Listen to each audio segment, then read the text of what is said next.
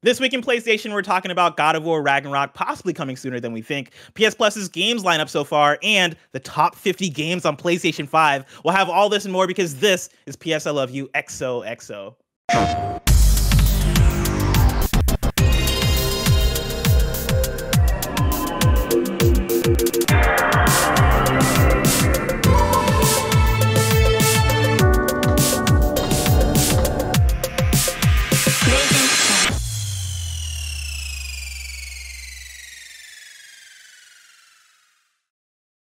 Yo, what's up? Welcome to PS I Love You XOXO. I'm one of your hosts, Blessing Adeoye Jr. I'm joined by Janet Garcia, Roger McCorney's on the ones and twos. And remember, this is your PlayStation podcast. Each and every week, we join you to talk about the biggest topics in PlayStation. If you like that, you can watch it live right here as we record on patreon.com/KindaFunnyGames. Or you can catch it Friday when it posts for everyone on youtube.com/KindaFunnyGames, roosterteeth.com, and on podcast services around the globe. Remember, you can use Epic Creator Code KindaFunny on all Epic Store and Epic in-game purchases like Rocket League and Fortnite to help support the channel. Thank you to our Patreon producers, Anonymous, Fargo Brady, Tyler Ross, Delaney Twinning, First Responder ND, Julian the Gluten-Free Gamer, Alex J. Sandoval, James Hastings, and Casey Andrew.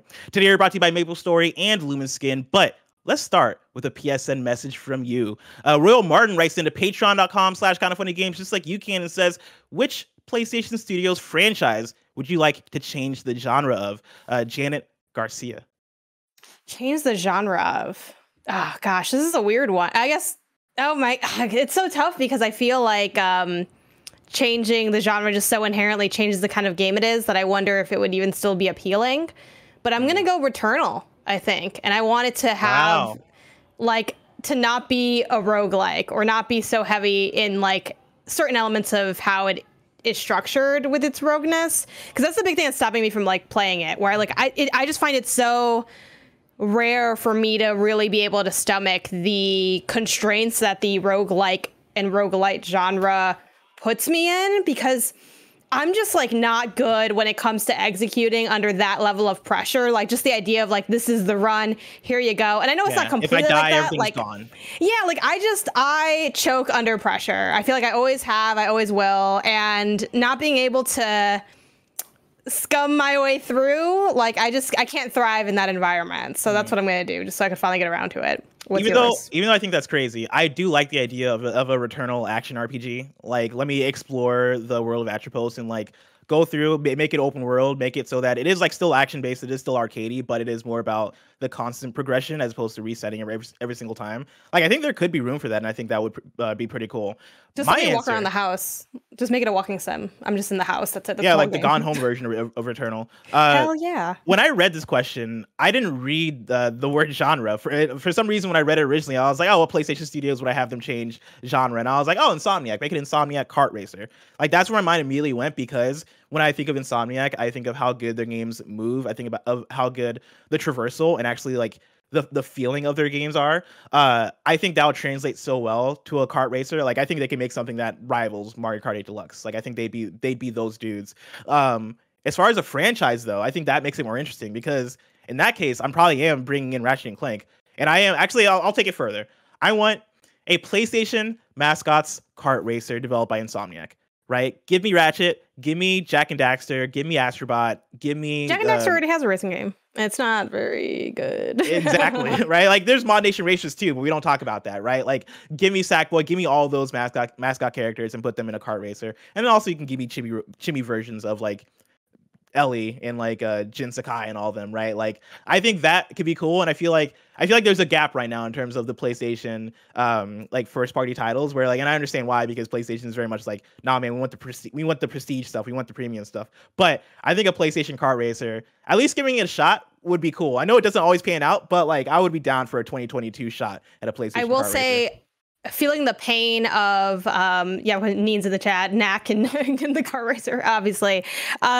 Feeling the pain of Horizon Forbidden West driving, I think, is still too heavily with me, because I had to do another one of those races to get I'm working towards the platinum, and that's definitely one of those things where I'm half completionist running the game and half being but it's piggy completionist, where I'm well, I like the side quests, but I don't want to do all of certain elements, and the racing's definitely one thing where I'm probably just getting the trophy is enough for me. I don't know if I want to get back on that mechanical horse and do that whole thing, but do all that. Janet, let's move on from the icebreaker because we got a big topic of the show.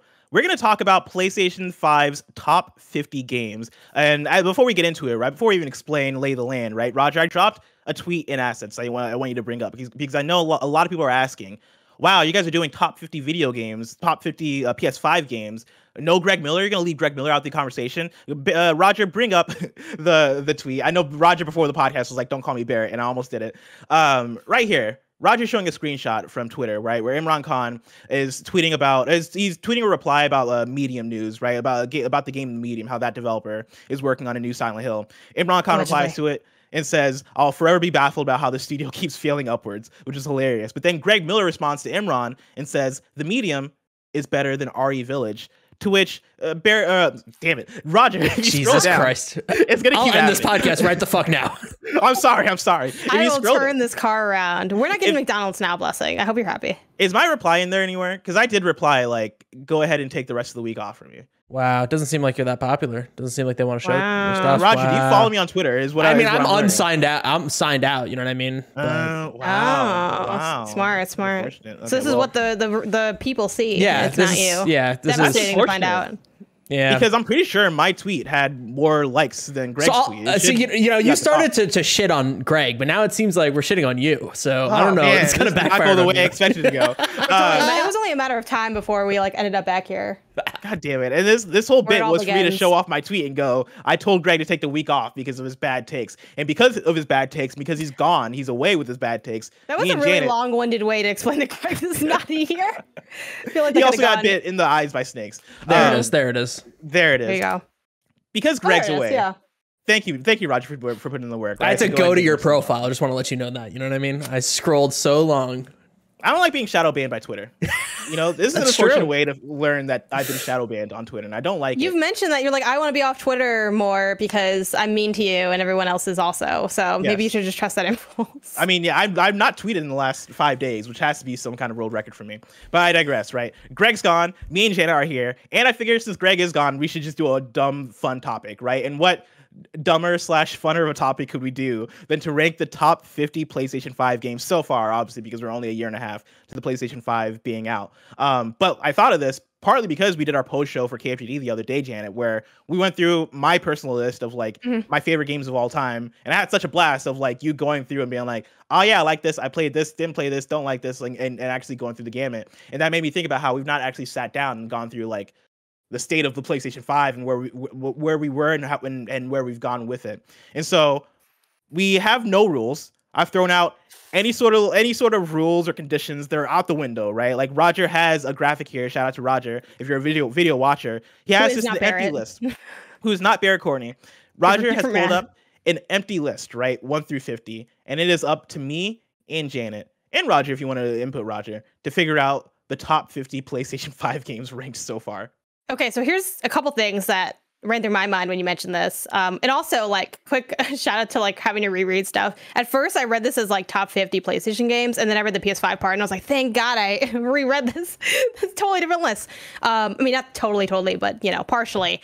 And the funny thing is, I started working on this in just my kitchen and, like, my apartment, and my boyfriend's like, are there even 50? Like how many, what PS5 game, right? And I think because we are so early on and so many things are cross-gen or what have you, like the first thing that I did when I started thinking about this was I went to, PlayStation.com and looked at the store and looked at upgraded for PS5. Then I looked at PS5. Then I looked at my PS5 and kind of went through it that way. So I sort of structured like a sample list just based on here are the games that PlayStation calls out as upgraded, which is they differentiate that from games that have a PS5 version, turns out, because they don't have like Horizon on there and things. And then, my own list, and I kind of just compiled it that way. And I didn't have full 50 for my own list. I kind of have like a really strong, like in the teens, a decent in the 30s, and then it gets a little wonky from there. But of course, we're kind of combining things. So how do you want to kick this off? I have some ideas on how to kick it off, but I think we just throw out games that we think either belong or like the games that we think like our top tier, like our favorites. Yeah, and then games that are on the list, and see if the other person agrees. Just add them from there. Okay, cool. Do you want to start? Sure. Horizon Forbidden West. Yeah, I agree. That's on the list. Okay. Do you want me to just go through? We like alternate. Like I gotta write down yours, and we're doing this, off on a Google Doc, and then we're gonna toss it back to Roger. I we think can go back and forth, right? Like you say Horizon, I say Returnal. I think Returnal's on the list. Okay. And right now we're not putting it in any order, right? We're just like throwing them in there. Just we'll like the basic ones. All right. I'm gonna go Deathloop. I agree. Sifu. I'm gonna say Hitman 3. Roger says Sifu. I agree also. That one was on my list too. I'm going Chicory, A Colorful Tale. You just put Chicory for short. Chicory. I'll put Chicory for short. It Takes Two. I'm gonna put that in there. Put a star next to that. Put a star. Okay, we're gonna put a star next to it. Because I'm not feeling that one that much. Really? I'm not saying no. I'm not saying 50 is a for lot. top 50. 50 is a big list, but I'm just like I had a negative reaction to It Takes Two being so high up, at least, right? Okay. One thing I want to throw in here, right? Because I'm sure people are going to be like, well, what about Days Gone or like games that you can play on the PS5, right? Like the way I'm thinking about this, and the way I think we're all thinking about this is like PS5 versions, right? Like a game that came out either originally on the PS5 or has had some sort of upgrade. Like that's Control mostly the Ultimate precedent I have. Like I did throw a few like on my personal list. I don't have, but maybe I'll swing back to those like toward the end of us getting to, you know what I mean? Because I do want to acknowledge a couple of those, like, banger. Last of Us 2, right? Like I'm just gonna say the name. That's like one that I had on there, but I can hold that till later. Hold that because I think that's a conversation. If we want to make it a more pure, like director's cut, Marv in the chat says, like stuff like that. Okay, director's cuts, yes. Next one, I got so thrown off by how much It Takes Two bothers me. Okay, Life is Strange, True Colors. True Colors. 100% agreed. Elden Ring. Yeah, I'm surprised you didn't say it faster. I'm just going off the top. I do have a different leaving out of like, respect for the craft, right? Like it's not my game, but I get it. Astro's Playroom. It's a teeny tiny game, but 100%. I feel like don't delete it. Like it doesn't take that much space. It's really good. Demon Souls. That's definitely on my list. Demon Souls is another great one. Demon Souls. Right now we're at 11 games. And so like I think we're gonna get to 50 pretty easily. And the challenge is gonna be ranking them. Roger, I appreciate you being disturbed by this misalignment. I don't know how he did this. I don't know. And I went back and then it just deleted it. What the fuck is happening? It's Google Docs. Google Docs is weird. I really don't like what you have going on here. That one I also kind of leave because of the craft. Okay, my next one that isn't on Resident Evil Village. Even though Greg hates that game, apparently. And the reason I say that is because if you like the medium more than Village, that says more about how much you don't like Village than how good the medium is. I'm going to throw out Ghost of Tsushima Director's Cut. Yep, I think I have that fairly high on mine as well. Yakuza count? Yakuza Like a Dragon?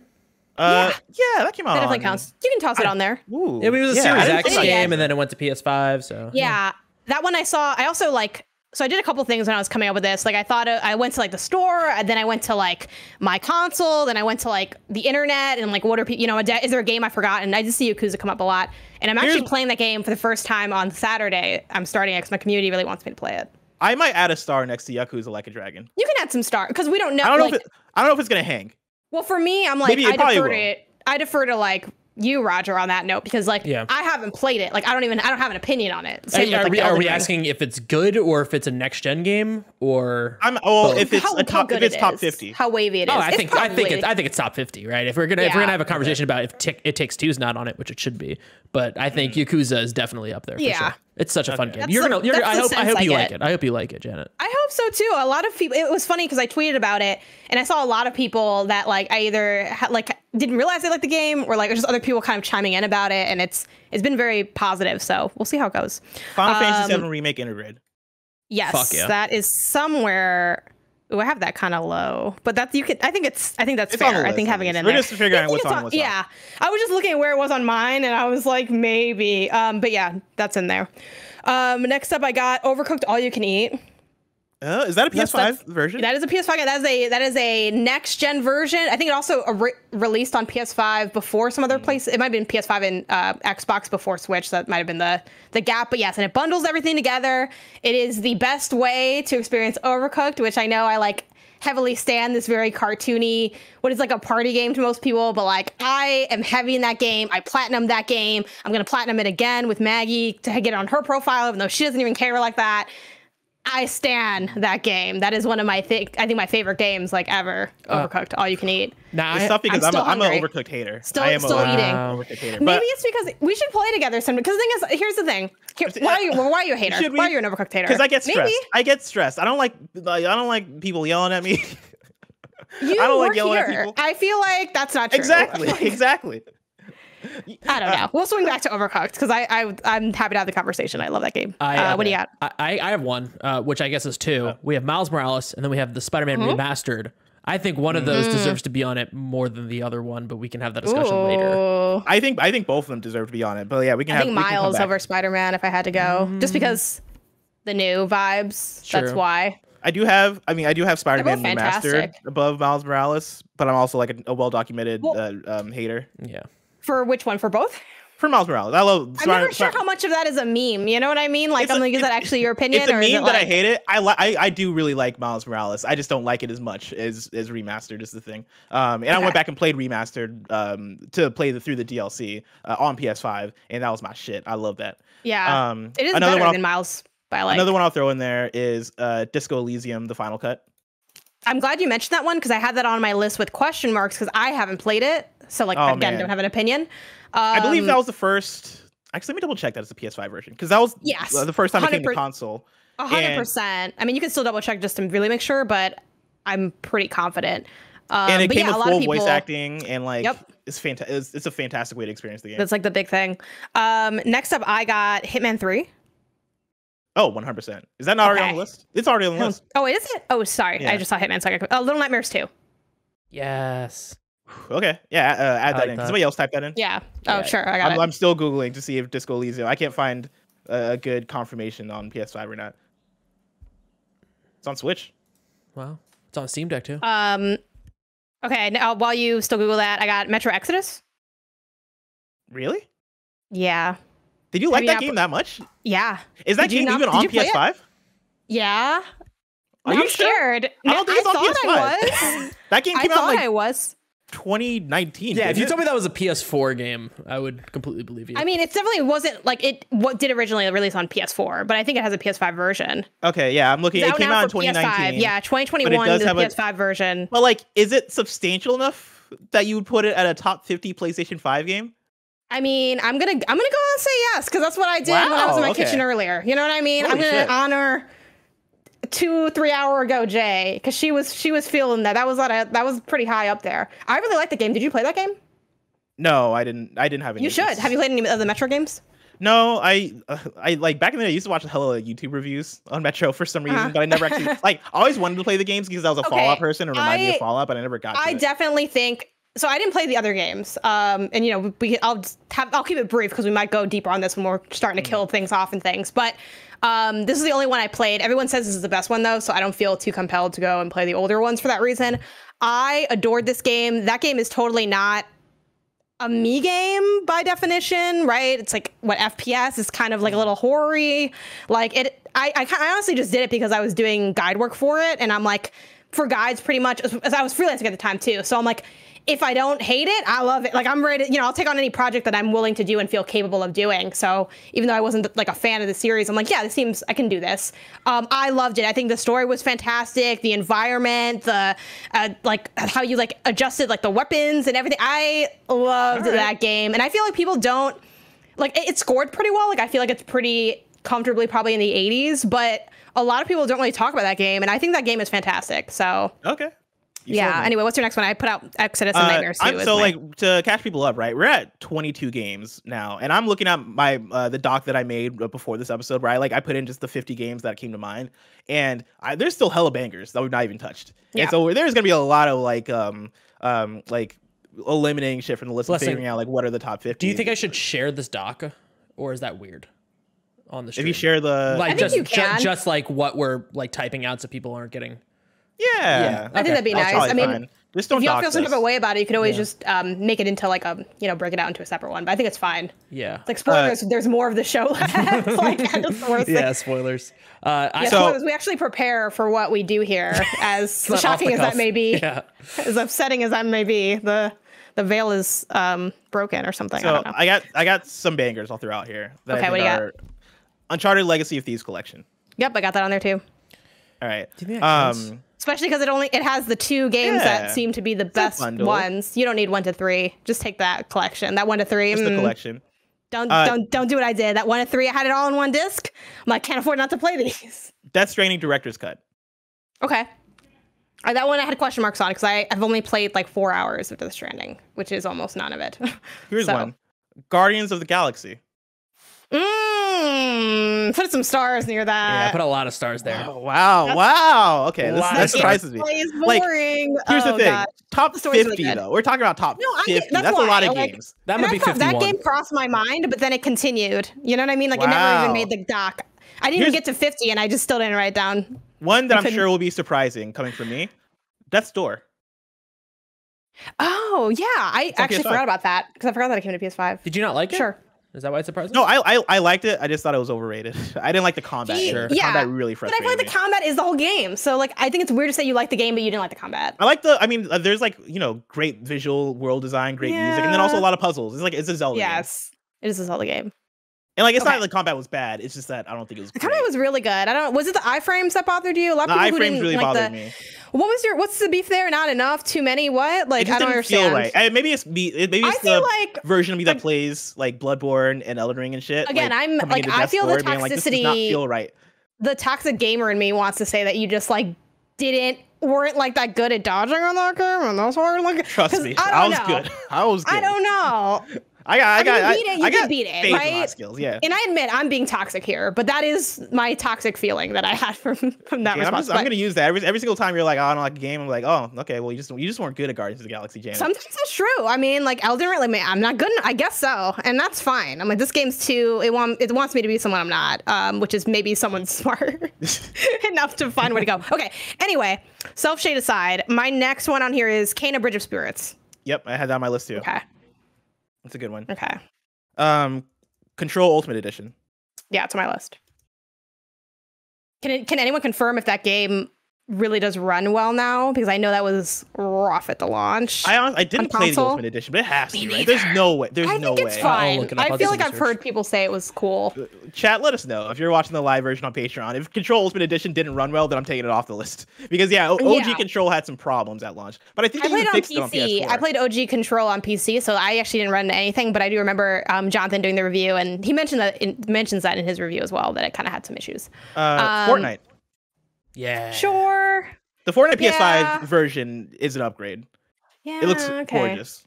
It's just kind of like, I don't know. It's like a little, it's a little dry. Like it reminds me of like putting FIFA on here. It's like, I like FIFA. I thought about putting FIFA on here.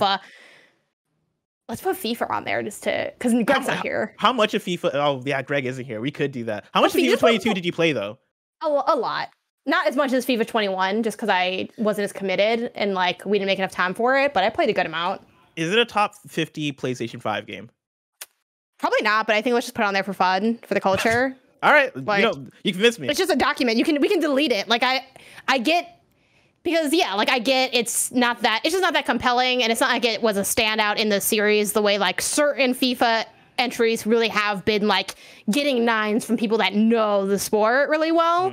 This wasn't one of those, but again, FIFA every year is one of my games of the year because I love FIFA. So. Dying Light 2. Yes, that was on my list.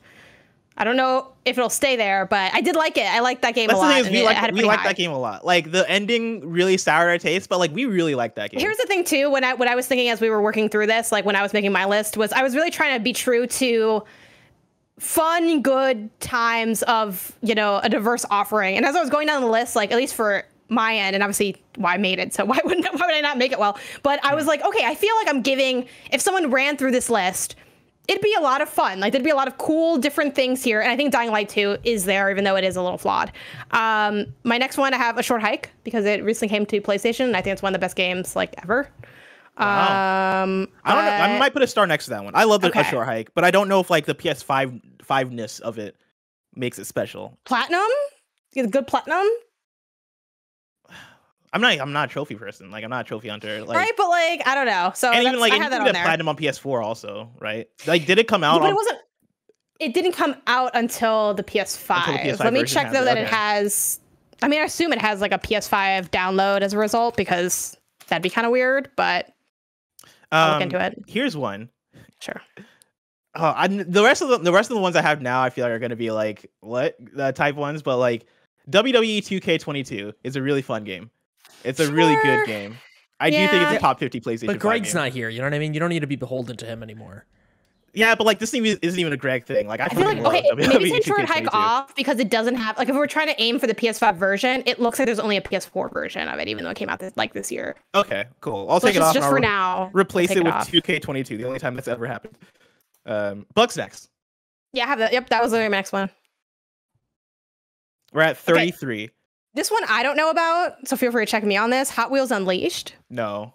Really? I feel like you said no too fast. I don't mind that you said no. I feel like it was a little quick. At launch, it was really fun. At launch, it had so much promise, but nobody has played that game since the week they launched it. It's just really long, and it's kind of loot boxy, even though it's a full-priced game or a priced game. I'm down for loot boxy. It's just like it just didn't have the staying power. Like it had such promise. The driving was so good though, and the tracks were really inspired. It was good enough driving. Okay. All right. I'm not going to fight for it that hard because I too tossed into my abandoned on GG app, but all right, Maquette. I was thinking about Maquette. I put it on there with a star. Okay. Because I don't know if it's going to hang, but I think at least it deserves a mention. I got one. Speaking of Maquette. What's up? Go for it, Roger. Lego Star Wars. Ooh. Put an asterisk there. Oh my God. Come on. I don't have any opinion on Lego Star Wars, but it's kind of funny. You know what I mean? Reviewed by a very handsome man. Me. I heard he's very handsome. Operation Tango. Yeah, no, I have that on there. Where is it though? I don't know where I wrote it, but it was like way higher, and I forgot to mention. Toem. All right, yeah, I'm down for it. I've not played Toem, but I know how much you guys love that game. It is a nice game. I don't know if it's top 50, but it's very enjoyable. Knockout City. You can put it in there. It didn't click like that hard for me, but I'm also just not like a multiplayer stand like that. It was a good game though. I played it and I thought it was well made. The Pathless. I had the Pathless on there too, yeah. Like at the same ranking basically. It's getting kind of funky here now, you know what I mean? And these games are not good. These are good games. But like one that I wrote down, but then I'm like, no, I don't want to have it in there. Here's one I have a question on. The GTA Trilogy. No, we can't. Why? Because it's kind of busted. Because it's a little dusted and busted. It was really busted. Like it was fun. But did you not have fun? I had a lot of fun, but I rage quit. Like I rage quit towards the end of San Andreas because I got a game breaking bug. Okay. I can't in good faith put that in there. Cap says, "Are we killing chaos?" Okay, that's what I thought you were gonna say because this is the one I've loaded into my clip because I knew once I said it, you'd be like, what the fuck is wrong with you? But Stranger of Paradise, Final Fantasy Origin, really fun game. Has its issues. I think it's going to be low on the list, but I think it belongs on the list. You can write it down because I don't have the ability to tell you no because I did not play through that game. And even though that game is very divisive, I don't have an opinion on it because I have not played it.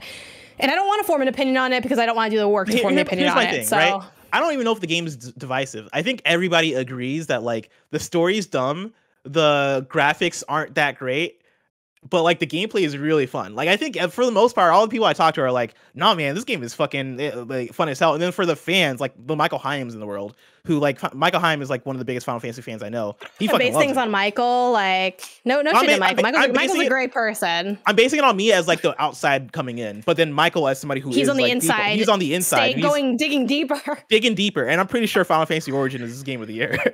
It's in the. Here's the thing. This is just as an outside, a for real outsider. Like I'm so outside. I've only like watched you play this game and someone else play this game on stream. I've only experienced this game on Twitch, basically. It's like a 60 to low 70 on like Metacritic, OpenCritic, etc. Like that's like what it reviewed critically. You know, that doesn't mean that is like what is true, but we gotta follow our hearts. We can't be following. That is the thing. My heart says that this is a kind of subpar game that you just happen to really like, meaning it's probably going to put an asterisk on it because I feel like I'm putting an asterisk. I don't have to push that hard for you to admit that this is not a good game. So, well, like it. So top 50. I don't know. You know what I mean? Really fun. Let's continue. It's a really fun. But I don't know. Game. I feel like have we said the Forgotten City yet? By the way, no. You can put that on there if I didn't like that game, but maybe an asterisk on it. High on my list. Put the Forgotten City and put a star on it because I don't know. We're at 41 games now. How many more games do you have on your list? Well, I divided my list by like feeling. So I have a little line where I'm like, I don't know about what's under here, and I can kind of start reading through some of those. It Takes Two is in that underneath that line, by the way. Let's see, PS5 version. Let me check that this game has a PS5. I have a couple other ones. You can shout out some. I'll shout out Guilty Gear Strive. I think that belongs on the list. I know that's a nerdy blessing ass pick, but no, I feel like we need some of that. Game. King of Fighters 15, I'll put on there with an asterisk because even I don't know if it's on the list. If we're struggling for 50, even though we're at 43 right now. Yeah, I don't think we will be. You know what? I'm not gonna add King of Fighters. I don't know if it's gonna make it. I didn't play enough of it, so I feel like it's kind of like a poser toss out. But Hades, hell yeah, it has a PS5 version. That's an interesting one because I think if you're talking about games, period, Hades is high up because Hades is a masterpiece. But like, did the PS5-ness of Hades bring anything to it? Is my question. I feel like I don't know. It's tough because I feel like there was a resurgence of conversation when that did drop on PlayStation, but like, I don't know if that really. I mean, that was going to kind of happen regardless, right? Because of the kind of game it is and how acclaimed it is. Mm-hmm. It uses haptic feedback. That's why I just put question marks on it. You know, that's enough for me. I fucking love Hades enough to put it on the list if it's just haptic feedback. Other things I was thinking about. Did anyone play the Alan Wake remaster? Again, we're really digging deep now. It's like I feel like you're digging deeper than you need to because like I'll throw out Genshin Impact. I think that belongs on the list. Sure. Yeah. Devil May Cry 5 fine. Special Edition. Ooh. Mm-hmm. Roger, did you play Devil May Cry 5? I played a little bit of it on PC. I didn't play the PS5 version. I didn't play much of the PS5 version. I really did dig it on PS4 though. Oh, someone I just don't know mentioned, if I would include it. I got one. Yeah. I missed this one. Thank you to, I'm trying to see who it was in chat that said this. I know why I can't read today. Neens, Sackboy Big Adventure. I forgot about that one. That was actually really high on my list. I just missed it. And on that note, I have another one that was high on my list that I missed by accident. Yeah, Crash 4. It's About Time as well, which also has a PS5 version, and it did kind of come out early-ish. During, I think like, that PS5? came out before PS5, right? Yeah, but it was like it felt like it was like when I booted up my PS5, like that was one of the earlier games I played because it was in that like Fulcrum kind of era. Yeah, Sackboy for sure. Tony Hawk's Pro Skater 1+2. Yeah, I think that was in my actually I just wrote that down as a game that existed. Yeah, I mean, at least to think about it. Sure. So we're at 47. We have three spots left. Let me make sure I didn't miss any other ones because I'm worried. Janet, you played Far Cry 6. Are you not putting Far Cry 6 on there? I was not itching to put it on there because I feel like that's not a game that I have like a strong positive passion for. One that I'm sure speaks to none of us, but I think does belong on there, Gran Turismo 7. We can't make this list and not put Gran Turismo 7. Yeah, that'd be fucked up. Fine, I guess. But like the thing is, I don't really like doing it when there's no one there that has even like literally I'm only putting that on there because I was told it was good. Like I have no understanding of the game. That's my only beef with it. I can call somebody. I can call Michael Heim, who's on vacation right now. I mean, just write it down, but that's my only beef with that, where it's like I literally just know that but I feel like it is kind of a known quantity, like it's fine, but that's my only like meh on it. Because I'm like, well, if we present this list, right, like in the way that we do the shit list on the KFG post show, right, where we just go to a random list and like judge them all that shit, right, like there are certain games where it's like if Mario ain't on the best platformers list, it ain't a list, right? This ain't valid. We don't got that problem because I played Mario, you know. Yeah. Well, like Gran Turismo 7, I feel like is a PlayStation ass game. Yeah, like just put it on there, but okay. I'm really just saying that someone would write this down. What about Outriders? We're digging kind of deep if we put Outriders on there. That was a fun Outriders month. is a good game, but like it's not one that I have a strong passion for. Like I wouldn't be if someone was like I try to think of this too, like someone playing through these games. Like I feel like when they got to Outriders, I'd be like, I kind of was just padding this out. Like not that Outriders is like a terrible game or anything. I enjoyed it. It was on my like top 10 when I made my first iteration of that list in 2021 because it was early in the year. A lot of things were on there, but yeah, it is a good game. But I thought about putting Dark Pictures Anthology House of Ashes. I would fight for it. I think that belongs on there. Put it on there, but put a star because I don't know that I've played a good game from. I mean, good. I guess good is. I mean, barely good. Like very technically, barely good. I don't know. those games constantly like disappoint me. But I keep playing them because I love the genre. I thought about Stanley Parable Ultra Deluxe because. Have you played through it yet? I'm not. No, that's the thing. But I played through the old one, and I'm like, that one's great. But like, it's kind of old. I feel like it's old made new again. It's fine. We can leave it off there. Yeah, I think those are all my like really big things. I feel like we need to get a couple more in here. Like I want a little bit more than a clean 50. A little bit more. We're at 49. There's one here that I saw is Lego Builder's Journey. I've never played it, but I know people like that one. Did you guys play it? Put it on there. Yeah, I've played it. Yeah. Okay. I did play it on Apple Arcade, but it's the same thing. Yeah, I would throw out The Pedestrian. Sure. Yep. That's a really cool puzzle game that was early PS5. Do we want? I'm like looking at like the things that were enhanced. Cyberpunk. No. Fuck. I might fight for Cyberpunk. Yeah, I said that just because I wanted the messiness. I mean, you did review it. Like I didn't beat it ever. I only played. I reviewed it for PC. A good chunk of it. Yeah, and I played some of it on PS5, and it seemed like it ran way better on PS5. I felt like it was just like all drama aside, all performance drama aside. I felt like it was just another solid game. Like, okay, cool. We're doing quests. The city looks nice when it does look the way it's supposed to, but it did not stand out as remarkable to me in any way. I really dug the parts of it that were. I do think quite a bit of it didn't work, like especially in the way that it. Remember when there were like dicks everywhere in the beginning of that game? Yeah, that's like one of the things that's the thing I talked about a lot in my review, and then they patched it, and everybody's like, "Where are all the dicks he was talking about?" And I'm like, "Trust me, they were there. All right, it was raining." This man's false flagging all these fucking dildos in the street. Anyway, but I did like I liked a lot of the performances. I really liked Keanu Reeves in there. I liked the shooting. I think the first person shooting in Cyberpunk. I don't think really Keanu Reeves like Keanu Reeves in there. To be honest, really? Like, yeah, no, I can never. You can write on the list, but I put some asterisks on that. Like, I just don't think.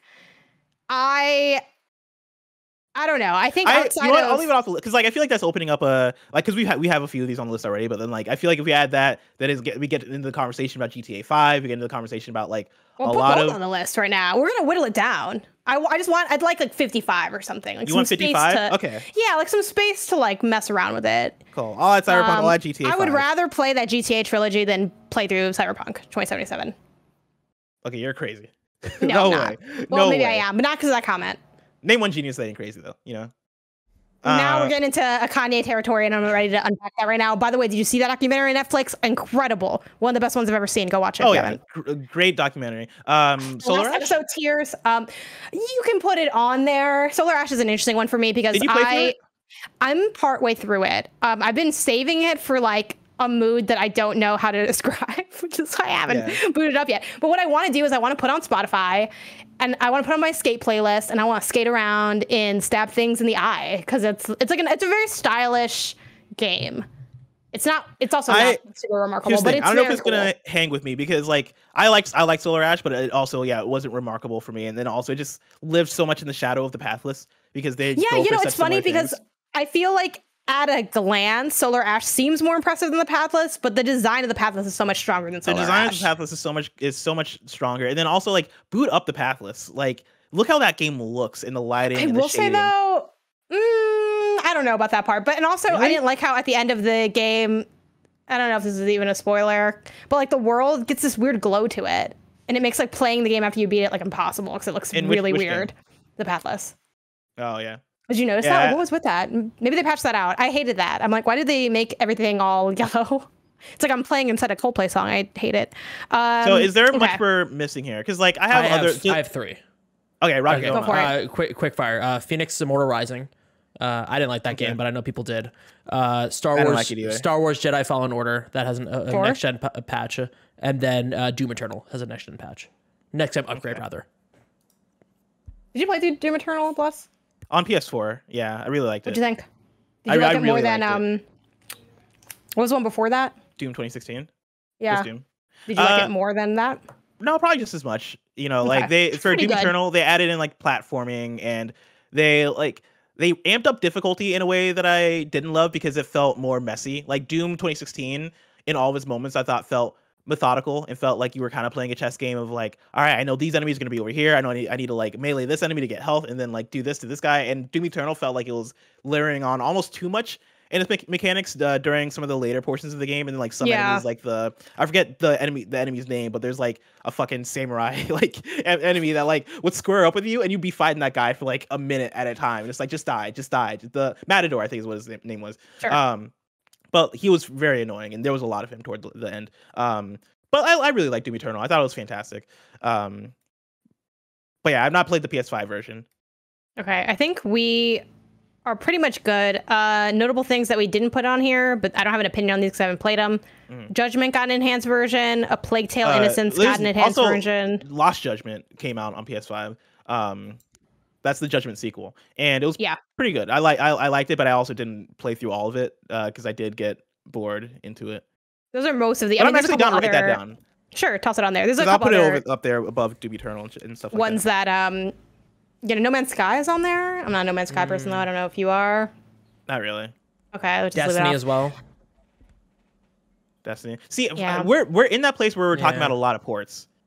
Here's the thing, I would favor original stuff over ports. Do we want to not? So we don't want to do any. If it doesn't have like a PS5 download, it's not going to be on this list. So like, okay, that's a little sad. That bumps me out. Yeah, no Dreams, because Dreams doesn't have a PS5 version. No. But did also, I say Apex? I didn't. No. I'm adding Apex to the list. You can. I'd rather have Apex on there than some of this other stuff. No offense to the other games that are there. But I mean, that's a game that you feel really passionate about. So I feel like that takes precedent because it's our list. And it's a game that I feel like ongoing games is easier in terms of like the PS5 stuff because people are still actually. Should we start whittling this down? Yes. Okay. Let's. Should we read through the 60 really quick? Is that too long to read through all of them real fast? Is that too much? It's a lot to read through, but like let's start with, is there anything that sticks out to you that can go? That can go. I guess let's just look at some of these asterisk ones. We can go. Let's go top down, I guess. It Takes Two. As much beef as I have, I think it probably does need to stay there because it is a really strong game.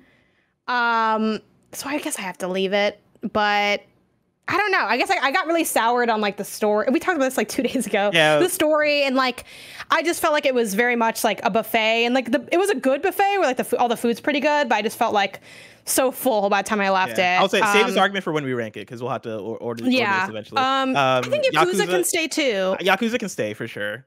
Yeah. Metro Spider-Man Exodus Remastered. Well, Spider-Man Miles Morales and Remastered, I would keep both. Sure. Yeah, maybe some. I mean, it's just because a lot of people probably already played it doesn't mean that it doesn't need to be on there. You know what I mean? So sure. Metro Exodus, I would take off. Why? I've not heard one person talk about Metro Exodus on PS5. That's true, but that doesn't mean that. I don't know. I feel like I would favor original stuff, or like if it had some sort of substantial upgrade or like a meaningful upgrade. Like, is Metro Exodus on PS5 more than a port? No, but I feel like a lot of these aren't more than a port. Like, I mean, is it just because like, okay, something like the Forgotten City, like it wasn't on console yet, so it dropped at the same. No, it dropped at the same time, right? Yeah, when it released on PC. That was the same time release. I mean, Dark Pictures. Could you make the same argument? It's also just a port. It's not. No, that came out. The last one came out on PS5. Damn. Yeah, the thing is, like, the games that we're looking at that are ports are like GTA 5, and like I'll argue for GTA 5 over Metro Exodus. Yeah, I guess because there's no other port. I'm trying to see if there's a port that I could just kill instead. Yeah, I mean, I don't think there is. I don't think there is. Are we also trying to have like a list that is kind of like, I don't know, balanced? Because we don't have many first-person shooters, and I think that there is something to say about Metro Exodus being here. I don't know. Like, even the main thing to say is, like, the PS5 hasn't had that many on here. I've not thought about it's a great game. It's a great game. Oh, I guess, are we missing Call of Duty? Does Call of Duty? Yeah, but I don't have any feelings about Call of Duty. Vanguard is. Yeah, people didn't. That's what I thought. Yeah, Vanguard didn't hit that way. What about Warzone? Okay, Warzone doesn't have a PS5 version though. It does. Oh. Does it? Yeah, I'm pretty sure. I can Google that though. Can you? Yeah, Google it, because like that was always my thing with Warzone, is that like. Oh damn! You already deleted it. I feel like that was very quick. You were too quick to delete. Because if Warzone has a PS5 version, I would add it here. I'm seeing an article say. Oh no, is there no? Well, let me do more research before I keep talking. It's that classic, like, is Warzone on PS5? Exactly. The answer is a multifaceted. There was a Call of Duty that launched with the PS5 that wasn't Vanguard. Black Ops: Cold War? Yeah, that's okay. Probably, yeah. Black Ops Cold War, I might add to it. Because that had I mean, but does it say something that you didn't think about it until right now? That might be true. You know what I mean? Yeah, because I don't want to add it and then whittle it off again. Yeah, okay. No, that's right. It's fine. I mean, we do have Deathloop. We do have Deathloop. And also, I think it's just that it's more of a indicator that there aren't that many first-person shooters right now on PS5. Well, everyone go play Metro Exodus anyway, because it's really good. So, as we continue to whittle... Sure. I think Guardians of the Galaxy stays, right? That's another one with the star next to it. Guess so too. I don't know. I just the gameplay's really rough. Top 50.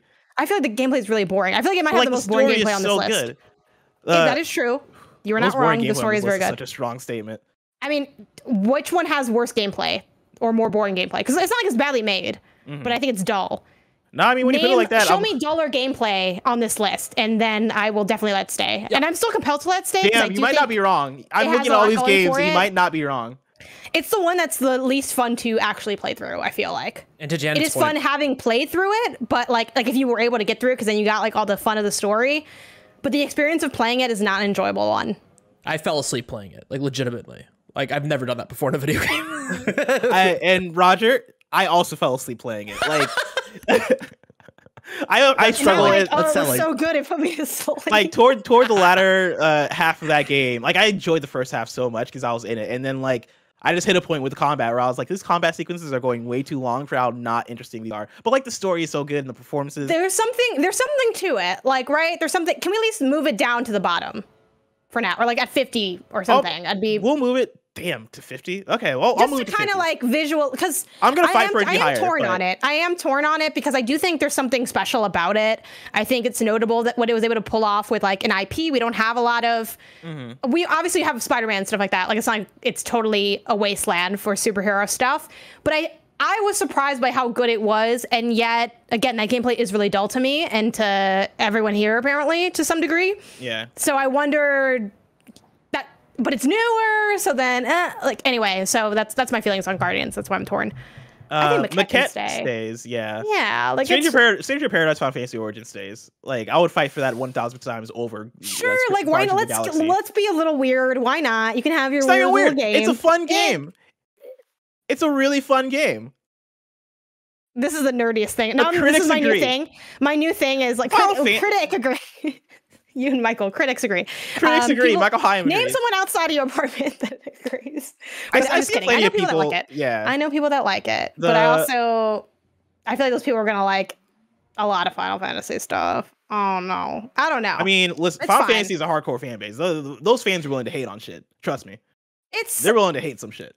You have a strong positive feeling towards it, while I have no real feeling personally, so it can be there. But I will say that's probably the nerdiest thing on this list. You brought like the nerd bangers here to this list.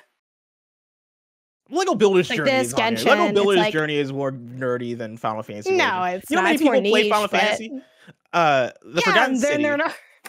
Anyway, the Forgotten City stays. It's got to 100%. Yeah, I don't know. It just didn't do it for me, but that's fine. I don't dislike it enough to fight it off, I don't think. Dark Pictures House of Ashes, I think that stays. I think honestly, I think the cuts here are easy. Like as I'm looking at this, right? Like stuff we added last minute. Yeah, it's the stuff that we added last minute. Like Immortals Phoenix Rising. Do any of us here want to fight for that? Because I didn't like that. No, that can get off. Yep. I want Cyberpunk off again. I just don't. All right, I'm down to get rid of Cyberpunk.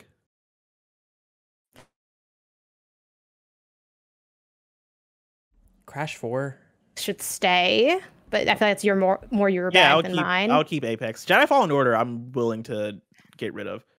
I guess we can get rid of Lego Builders because of the conversation about like what does it do specific to the PS5 such differently, even though that is a really good game. So... Did it launch? I forget. Did it launch like alongside? Oh, like when it came to PlayStation, was it PS5? Because I think that does. I think so. Yeah. That's like more of a stronger. I'm pretty that's a PS5 game. So. Oops, hold on. I think I might have.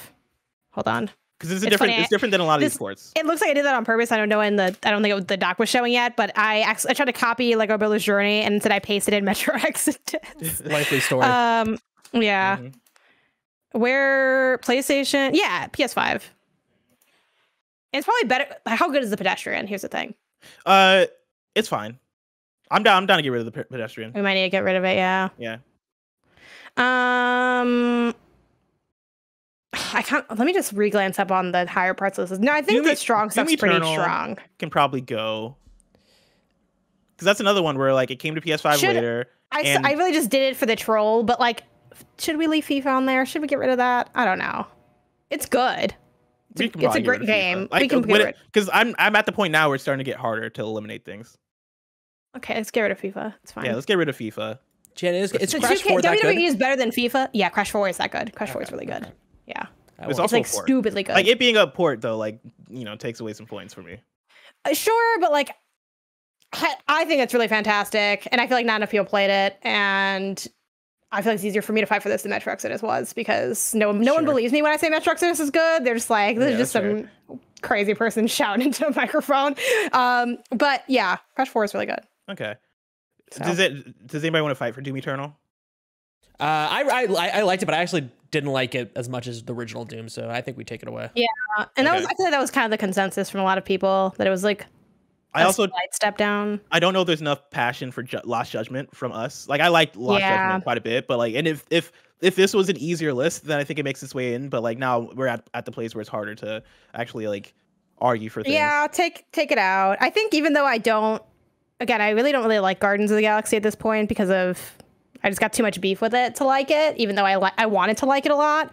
I think maybe it could stay, but then we have to get rid of Solar Ash. We got one more thing to get rid of. It's probably Solar Ash because it's not really that good.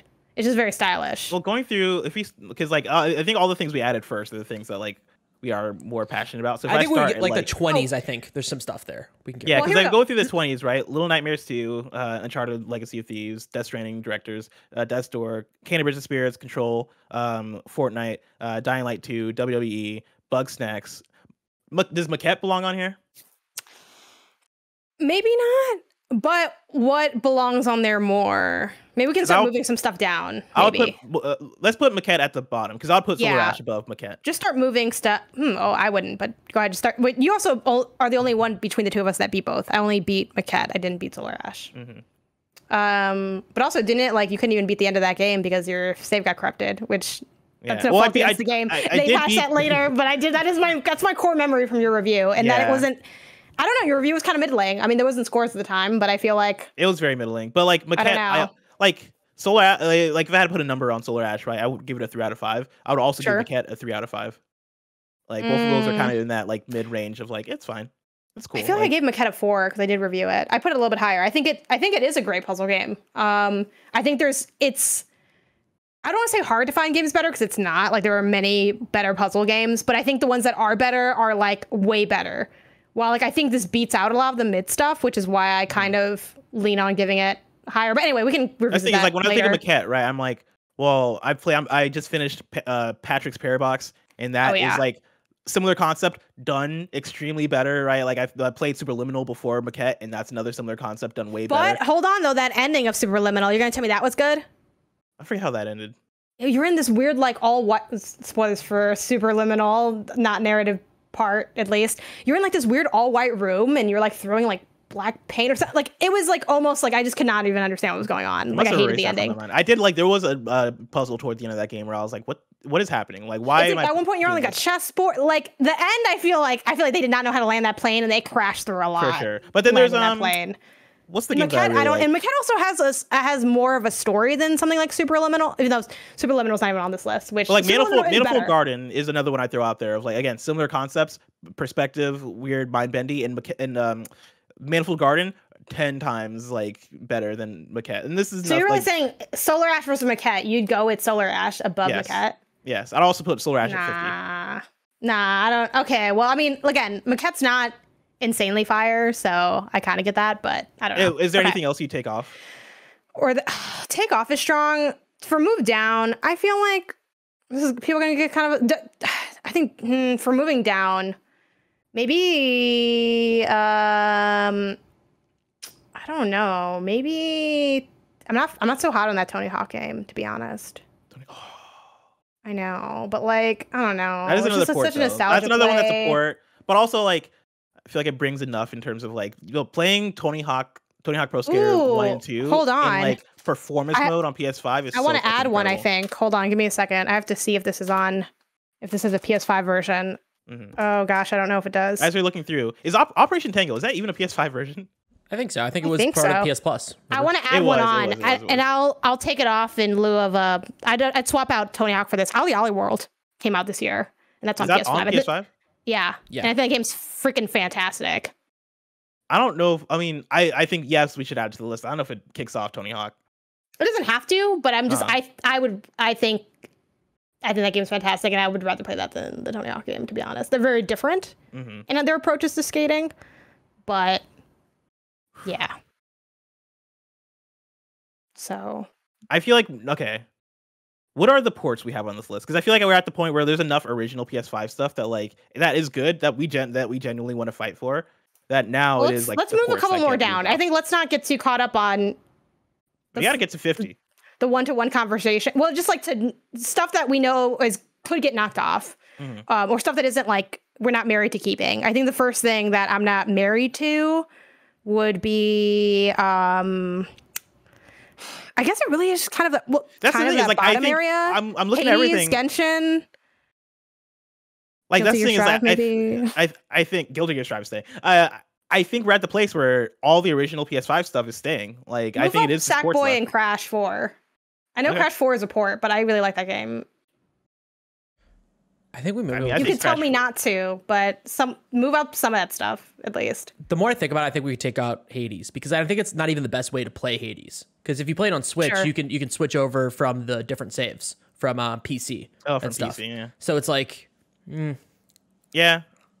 Like I honestly, like you mentioned the conversation. I don't remember the conversation being that active when it came to PS5. Like I think like during that day or week, like some people talked about it, but I don't know if it was like you can take it off. His thing. So that brings us to 51, and then I think like Doom Eternal's already gone. I think we could take off. I guess I could be down to take off Tony Hawk's Pro Skater 1+2. Yeah, because that's another port. Yeah. Port for port.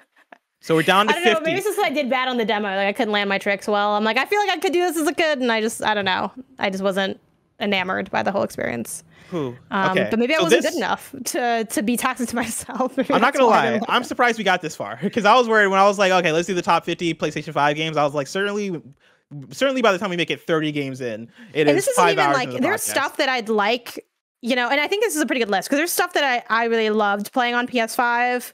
Or that I would love to see people play on PS5, but that isn't doesn't have a PS5 SKU. That isn't on here. I still think it's a pretty good list. Now, we're at a crossroads, right? I think there's two things we can do. We can call it here and wait for the next time Greg Miller gets his eyes bit by snakes to then arrange the list on that episode and have that be the part 2.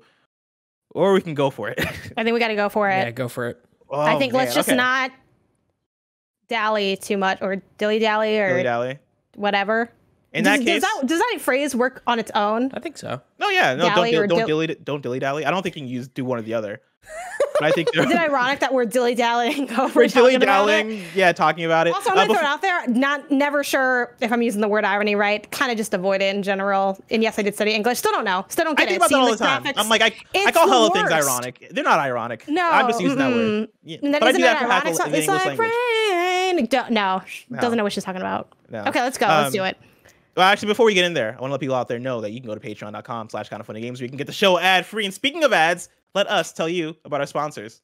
Shout out to Maplestory for sponsoring this episode. Are you tired of being judged based on the way you look? Maplestory is too. Because while it may look cute and cuddly, this is a deeply hardcore MMORPG. Maplestory is full of vast, colorful lands and a ferocious array of towering monsters, and don't get us started about damage. Maplestory will have you dealing billions with each swing of your Fafnir battle cleaver as you battle boss after epic boss, and you can customize your Mapler your way. Maplestory has 40+ jobs and thousands of weapons, outfits, hats, armor sets, and mounts for you to take on your journey, from the Lionheart battle bracers to vicious lollipop wands. And you know I love a lollipop wand. There's a ton to see and do in this picturesque world, and with 18 years of content to sink your Genesis weapon into, there will always be a new adventure around the corner. Maplestory's ready to go.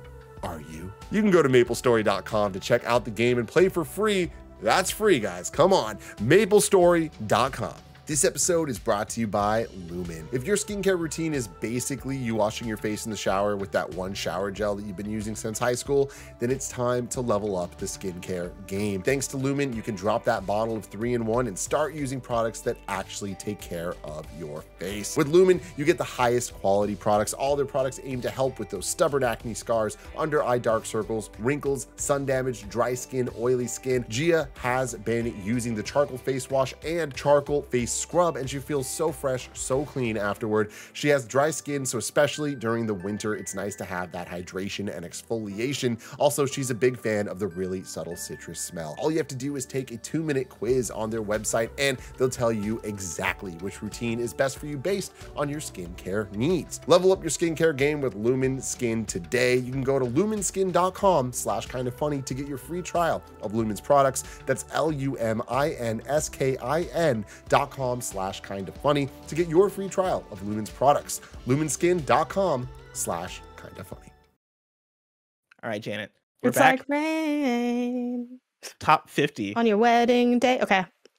We got to arrange these. Okay. Are we ordering them on best game to less best game? Is that the order we want to go for? The kids rank PS5's top 50 games is the name of the episode. Top 50 ranked.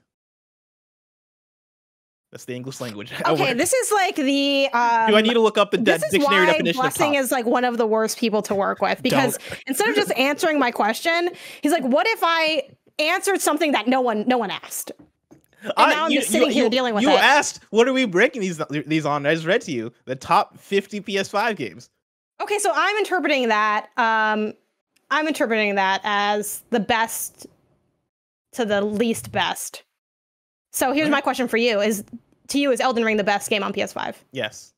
Sure, let's put it at the top. I don't really care because not because I don't care about the list, but because I don't have a strong opinion on Elden Ring. I'm not going to fake fight you on why. Well, I might lightly fake fight at the end because I do think there's something to be said about Horizon being up there. Is like I don't know, but I think it's fine. I think we'll double check at the end, but I'm comfortable with that. I think Horizon is top. You don't think it's number 2? I think Horizon should be 2. I feel like you got Elden Ring at number 1. I want Horizon at number 2. I don't know. It's tough because I don't have a big opinion on Returnal, and while you have an opinion on both, but also I don't know, split the difference and let me have Horizon at 2. I think it's a fantastic game. I also love Horizon Forbidden West, and so I think it makes sense in terms of like how we both view it, balanced out, that it would net out there. I think if we were both to rank all these games and combine our rankings, Horizon Forbidden West would end up at number 2 because it would be high up on mine. Okay. And then at number 3, Returnal. I will allow it, even though, I just don't have strong feelings about Returnal. 4, Deathloop. Because some of these are, we did kind of try to name them in the order, so it's not that crazy that we're kind of going in order. Yeah. This is what gets dicey. I would put Sifu above Deathloop personally, but I think you didn't like Sifu that much. And so I think with that, Deathloop is probably number 4. I want to put Chicory as high as you will allow me to put it. We'll get there. Okay. Which I'd want to put that, I think, at number, I guess, 5, like behind Deathloop. Oh. I think Chicory is better than Hitman and Sifu. I think Chicory is one of the best games on this list. What about Life is Strange? I could live with it being under Life is Strange, because actually I think at one point on my own list, I did put it under Life is Strange. So I could take it or leave it, but I think those two need to be as high as they possibly can be. And for me, I would put them right behind Deathloop, but if not higher, to be honest. I think Chicory is a game that is so uniquely designed and so nails everything. The gameplay, the music, the visuals, the stuff. I feel like it's the full package. It is very it's a freaking masterpiece. It doesn't do anything wrong almost at all, except for I guess the bosses are kind of weak. Yeah, the bosses are kind of weak, which, yeah. But other than that, I think it's just so masterful and great, and it was a joy to I did everything in that game, and I had a great time the whole way through, and it's so unique. I think that will be a game that is talked about for many years to come, by people that have taste, at least. Obviously, I also really adored Chicory. It would probably be in the 20s range if I had to organize for my own list. But like the passion in which you talk about chicory is the same passion. Don't let your AAA bias see if it. This is again. My AAA bias. I'm not talking about Sifu. Beat for beat, bar for bar. I feel like chicory smokes a lot of these games. I don't know if I'd say that, but also like the same passion in which you speak about chicory is the same passion in which I would speak about Sifu. Like I think Sifu in terms of art visuals, I think is top tier. I think like it is in a very incredible looking and sounding game. I think the combat and mechanics in the game are like so well done. The design room for room like is so well organized. The enemy placement is so well done, right? Like I think about level 3 a lot, the museum, in which like you go into a room and it'd be like all these I think they're light bulbs, all these glass light bulbs hanging from the ceiling, and like the way that they place enemies, like they know what's about to go down, right? Like they want you to take those and use those to distance yourself. And intentional, but playful all at once. And again, I did play put 6 hours into this game, and I probably will go back and finish it now that they have difficulty modes and stuff. But yeah, I was impressed by what I played of it. I just couldn't do it, and I'm like, I don't want to spend more time doing this because I don't know how long it'll take me, and that's why I stopped. But that being said, I think we all agree that Hitman 3 needs to move down then a little bit, at least based on... Well, yeah, I was going to say my proposal would be Life is Strange True Colors right below Deathloop. Okay, I'm good with that. And then I think it is Chicory and Sifu. I don't know what order. I'm good with that. I would like to see Chicory above Sifu, but we could maybe can we tie those? Can we somehow make them like both numbered? No, that's so whack. You're gonna fuck up my list if you do that. Don't do that. Okay, I won't do it. I'll give you Chicory. I'll give you Chicory and then Sifu and then Hitman 3. I feel like is. I don't know if Hitman 3. Astro's Playroom's pretty fire. I know it's not really. It kind of gets like I think a lot of flack for it's awkward and that's not really a full game, which is true. So I'd be okay with it maybe not being higher based on that, but it is a really fantastic game. I also love Hitman 3 though. Hitman 3 is really good. But yeah, is there something that we want to definitely that would feel like is top tier that isn't high enough too? We can kind of scroll down. Yeah. I would personally say Demon's Souls, but I know that that's probably not gonna go up there. But just so I say it out loud. I had that in my casual top 10. I had that in my top 10. I had that at 10. Demon's Souls I can see being high. I played a little bit of it. I still got to go back and play really more. High. Well, in general, how do you feel about Astro? Because it is. I love Astro. Because it's not a full game, I'm okay with it being maybe a bit on the lower end, but like just kind of. I don't mind Astro being top 20, maybe top 15. I think Astro belongs up there. I think it is an Astro iconic behind PlayStation Sifu. Game. Yeah. Is that weird? I think a lot of things. Well, you mean like on this list, like above Hitman 3? Yeah. I think that's fine. Yeah, I think as a pure PlayStation, like PS5 game, it's so fucking good. Okay. You know I love It Takes Two. And I want to see It Takes Two as high as possible. And I think this is the perfect spot for it, but I also know that you do not like Spider-Man. It Takes Two. Spider-Man's better than It Takes Two. Spider-Man and Remastered? Either of them is better than It Takes Two. Yeah, I guess.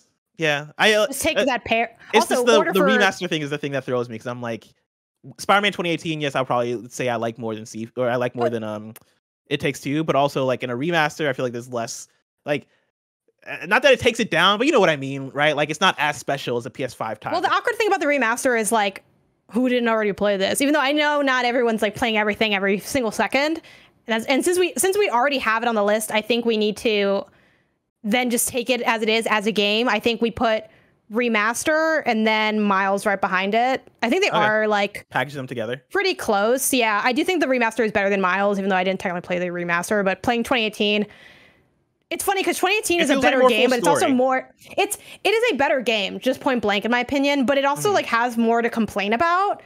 Miles feels like you played it safe, and because you played it safe, I like respect you a little bit less. And again, that sounds very dramatic. I don't literally mean like, oh, like fuck this game or anything like that. Where do you say you want to put them? I think just behind Astro for now. I think they're better than Hitman 3. So yeah, I feel like this looks right, kind of. Other than the fact that it's all misaligned, because I don't know what you got going on over there, Bless. That's not me. That's straight up just Google Docs. After a certain while, it just gives up. Ratchet. I think honestly, like the way this list, I feel like I would leave it up until Resident Evil Village and then start adjusting. I don't know. I think because right now, right, we have Elden Ring number 1, Horizon number 2, Returnal number 3, Deathloop, Life is Strange, Chicory number 6, Sifu, Astro's Playroom, Spider-Man Remastered number 9, Spider-Man Miles Morales number 10, Hitman 3 number 11, It Takes Two number 12, Demon's Souls number 13, and then Ratchet and Clank Rift Apart number 14. I feel like that right there. I don't know that It Takes Two is better than. Look, here's the thing. I'll be honest. I'm looking to drag It Takes Two down as low as you'll let me drag it. So you know, if I was making this list myself, it'd be top 5. I've given you a lot today, Janet Garcia. Ifs and buts, you know, like, well, too bad. You have to work with me. You know, Dad said it's my turn to play PlayStation 5, so too freaking bad. But I mean, genuinely, like, obviously, at a certain point, you will put your foot down. My question is, how far can I push you to push this thing down on the list? I mean, you're pushing me pretty far already. Are you ready to have a break?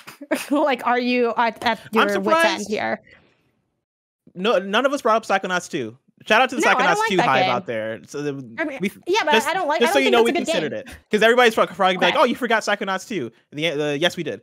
But also, we've thought about it now. Cool. I blocked it out of my mind. I didn't play through all of it, you know, and I didn't do what Barrett asked me to do. And what I said I would do, I messed up. Mistakes were made. You know, we're moving on. Some of us are. Most of us aren't. And most of us are Barrett. But he's not here today. Yeah. It's just you and me here. It's the cool kid. And Roger. I don't give a shit about Psychonauts 2. I don't care. Yes. Okay. There's no Avengers on here either, you know?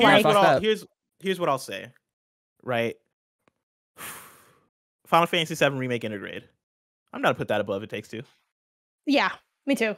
How good is the integrate part of it, though? You know what I mean? Like, how good is that? I don't know, cute little outfit, right? I never got around to it, Roger. I played like 20 minutes. I'm like, this is not as good as the original. You know what I mean? So that's true. But like, it's also Final Fantasy VII on the PS5. That's true. What I want, and it's 60 FPS. Yeah, so, at 60 FPS, that shit looks hot. Again, the gameplay of that game is fantastic. My beef is story based, as it tends to be. Except for with Guardians, where my beef is the opposite. Uncharted Legacy of Thieves collection. Real quick, Final Fantasy VII, I feel like that's a better game than Hitman 3. Like, I love Hitman 3. That was in my top 10 of the year last year.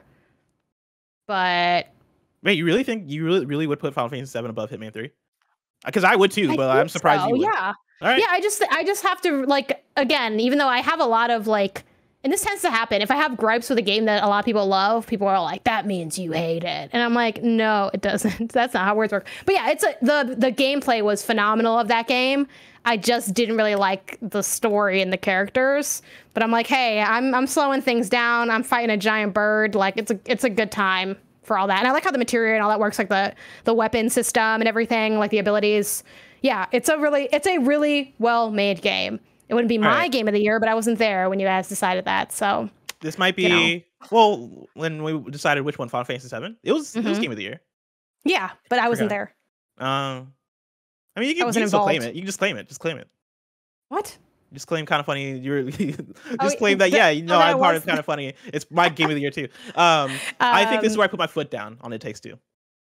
13. You think it's better than Demon's Souls? Cause I've not played through Demon's all Souls of is pretty fun. But I also hear that I also hear from all the Souls fans is like Demon's Souls is like on the bottom tier of the From Software games. Who's telling you? Look, this is one of the only. I don't know, man. From Software fans, they're all weirdos. This was the only. This was one of like the. It was also like it was one of the OGs on the PS5. You know, like when we had nothing, we had Demon's Souls. That's true. You know, It Takes Two only came out like 3 months later. I mean, like 6 months. I said what I said. What I said was not incorrect. Like, you know what I mean? Like, you just throw out different facts. This is what you do. You like distract. I'm providing context. Are you okay? So you're not moving on this. I don't think I'm moving on this now. It also is, you know, Cap in the chat, which also rhymes, which I enjoy. Demon's Souls is a really good remake as well. In terms of like, aren't you the person that's like, oh, remake should never be game of the year? Aren't you that person? Yeah, but this isn't game of the year. Again, notice again, Blessing, bring up a separate fact that has nothing to do with what we're talking about. I'm providing context.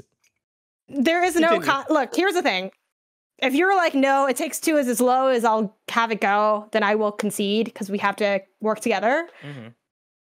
But I would put it lower. I would put it underneath Demon's Souls. I think Demon's Souls also is just such an iconic game. It's like the only Souls game that I finished. I thought it was really fun. But or even I just do Ratchet and Clank above It Takes Two. I think the fidelity, like Ratchet and Clank is one of the, as much as I am like kind of not as enamored with the franchise, and I feel like it has gotten a bit stagnant, and it wasn't what I looked for. If you were new to the franchise, that game will absolutely blow your mind. And even if you're not new, you have to be impressed by like the visual fidelity of it. It is a showcase of what the PS5 does. So it should be fairly, I think, high on a best PS5 games list because it's one of the few games that really shows the power of the PS5. 15 out of 50, I feel like is pretty high though.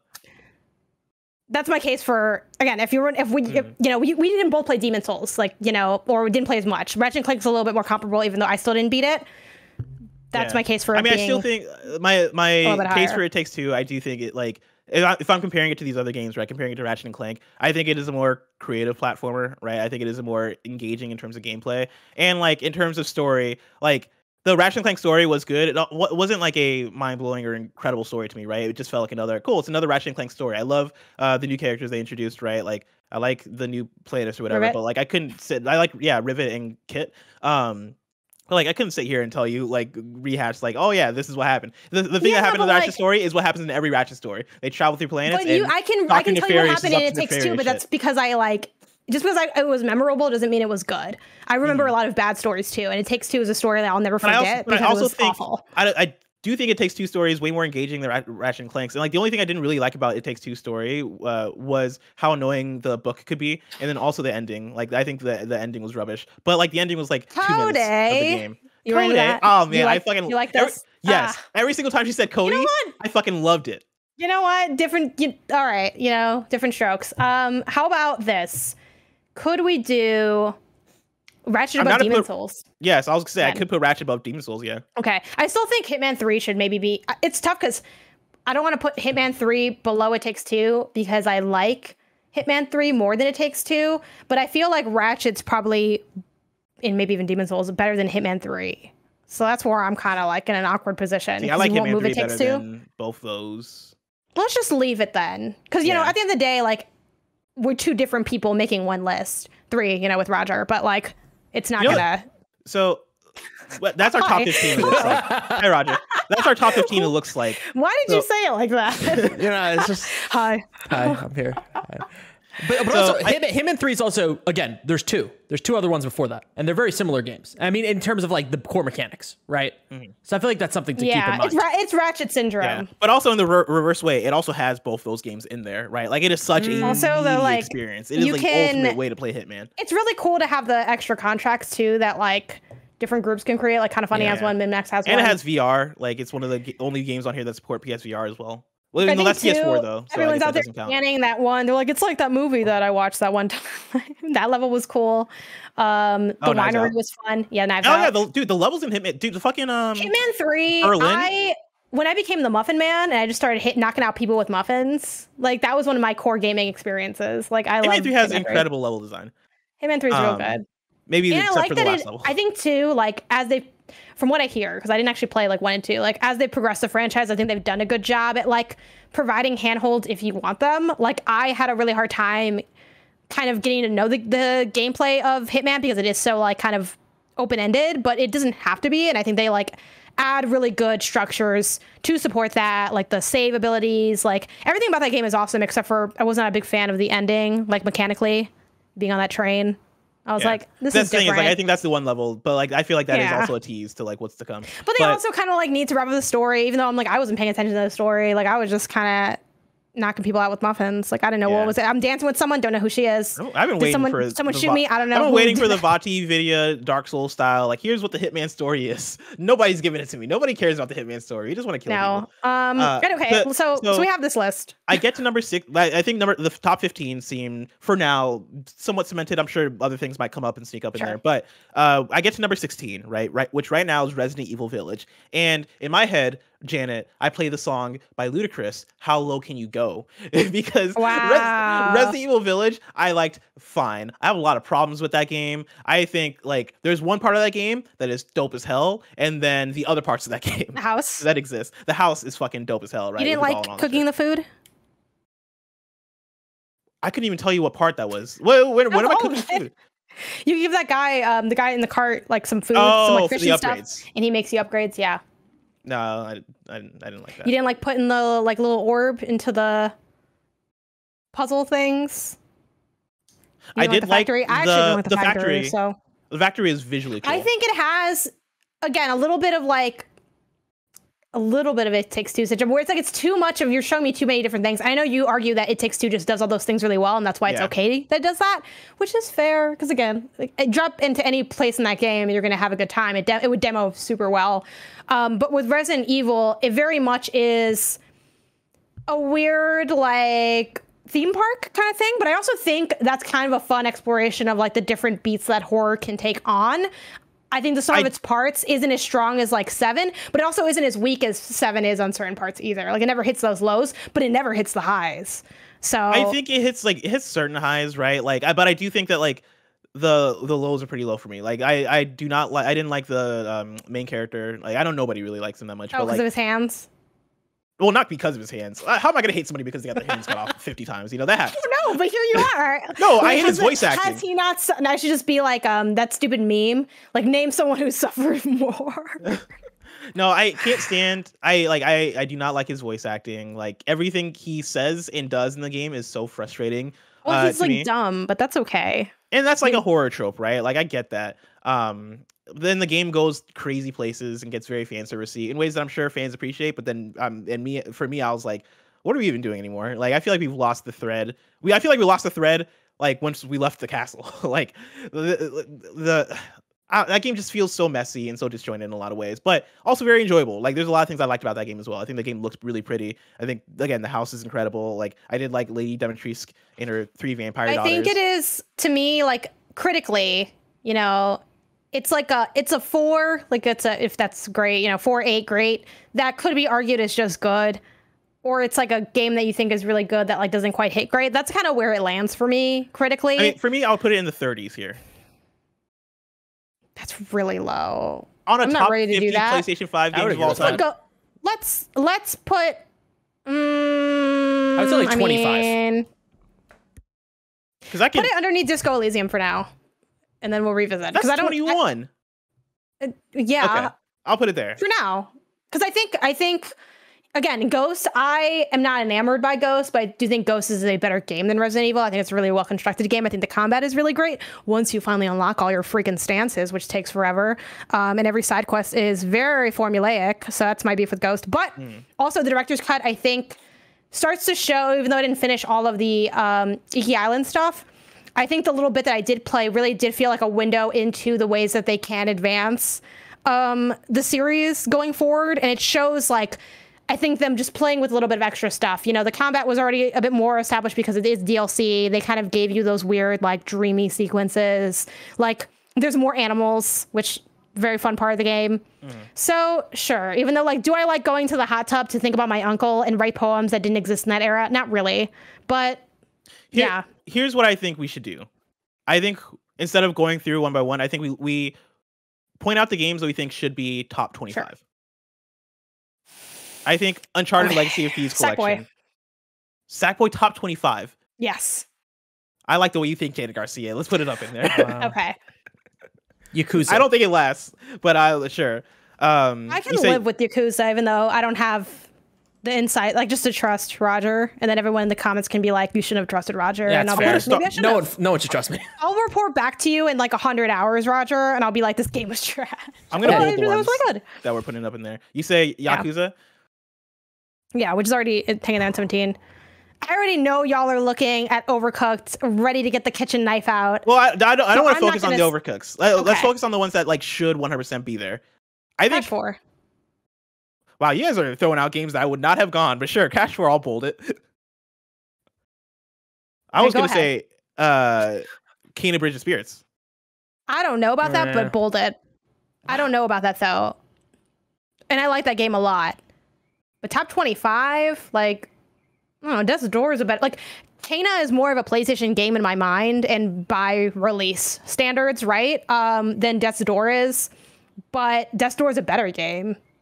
So it just kind of depends on how you want to construct the list. That's my first feeling with the Kena stuff, but Uncharted Legacy of Thieves collection, I think top 25.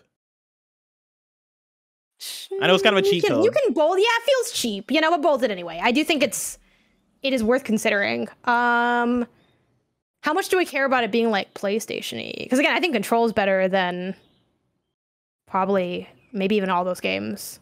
Maybe not. Uncharted's kind of weird with the comparison, but Control's really good. I mean, I could see Control being up there. Okay, bold it. I really love Control. It's really good. I just love being in Control and Death's Door. It's like, just put me in a twisted office and let me fight my way through it. I personally would say The Forgotten City. I mean, you might be a detective. I'm gonna say no. I think I'm gonna say no. You may now be realizing, I have said no before. But yeah, here's my thing. Here's my reasoning for saying no. I feel like the other games that I'm like, I defer to like y'all on it because I don't have like the insight. Like I played a bit of it and I just wasn't. It didn't move me like that. I think it's recency bias with Forgotten City. I don't know. I just don't think it's. All of these games are from the last like year and a half. You know, I'm just putting Forgotten City came out like a year ago. I'm just putting things in context. Okay, but I feel like that's one that I have. The bit of opinion I do have is a little bit more negative, and I feel like it'd be better if our 25 is one that we're like all good with. Which, as I'm saying, okay, but like, okay, then let's get Crash 4 out of there. Do you really want? I mean, did you play Crash 4? No, I just don't like Crash Bandicoot, the character. I have beef with the man, Crash Bandicoot. Yeah, you do, right? Is it because you don't like his dance? I don't like his dance. I don't like his face. I don't like his little jorts. But also, like, I just didn't like the Crash Bandicoot games growing up. Like, I preferred Spyro. That could be true, but doesn't mean that Crash is worse than Spyro. Like, I redownloaded the Spyro collection. But also, and I guess I didn't need to bring Spyro into it. Let's get 2 TVs. I just thought the Crash games on PS1 you just play Spyro. Good. Have people say which game is better. It's definitely Crash. No, this is definitely Crash. Spyro, no way. Bro. No way. And I'm gonna try to go through the Gta Trilogy because I impulse bought that game because I love that little dragon. Have a lot of good memories of Spyro. When I boot it back up, I'm like, look, like playing Crash in this. The depth perception is a pain for Crash. That's the thing. Okay, that's what I was about to get at. And also, I don't want to throw shade.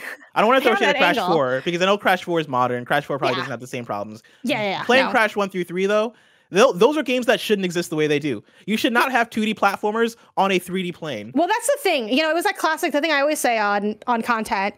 Did no one think of it, or is it a bad idea? And I think the 3D plane, they're like, it's different. And I'm like, it's not a great idea. No, I think it was the fact that like it just was one of the original 3D platformers and they just hadn't figured it out yet. Right? But like, it actually is still a really good game. It's just, the thing is, it's hard to gauge depth perception in the OG versions of that game because there aren't any like shadow. I feel like now I'm worried that there are shadows, but I don't think there were shadows. And I didn't like the new version because I thought the hitboxes were off. I actually thought the new version played worse than the original games. Not a popular take, but that is my opinion. I boot up the old games. I brought the old disc. I like those better. But Crash 4 doesn't really apply to Crash 4 because even though it's like, thank you for following this one, Crash Bandicoot.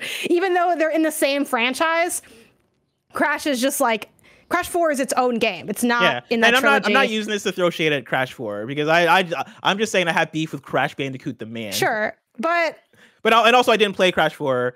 But also I think for me it's also the fact that Crash 4 is a port.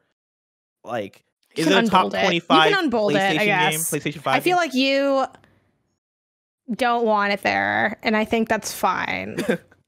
But you should play it, and then you'll be like, I fucked up. I mean, it might change my life. It might change my life. We should definitely hit up any. You know, there's not too many games that you and I haven't played on here. Obviously, we made the list, but we should probably hit up the ones we haven't played. Even though that means I have to play Guilty Gear Strive, which like you're getting way better games than I have. I'm just joking. Kind of. Final Fantasy Stranger of Paradise. I don't think I want to do that. You don't have to check out that game. Thank you. Where do we go from here? I guess I don't know. I'm like overheating under these lights. Okay. Let's see. 1, 2, 3, 4, 5. We've bolded 5 games. I think we need to bold 5 more for top 25. You know what? Overcooked all you can eat. All right, I'm with it. Let's do it. No one has said no yet. So I do. I mean, I have my own beef with Overcooked, but that's more so about like my personal experiences with Overcooked. We should try to play together sometime. No, never. I don't fight people when I play. Like I play with Maggie and we get along. Like we've streamed it and people are like, this is the most chill Overcooked session I've ever seen. It's just we just work together. I just have war flashbacks associated with Overcooked where I played that game. With? So I played that game at the KindaFunny championship at PAX. That is way harder in front of a crowd. And it was like it was like the 3-round thing that Greg Miller threw, where it started off with super sports match, and the second round was Overcooked, and everybody was playing terrible at Overcooked because we were like far away from the screen. We can't really see the ingredients that well, and the dough looked like the cheese.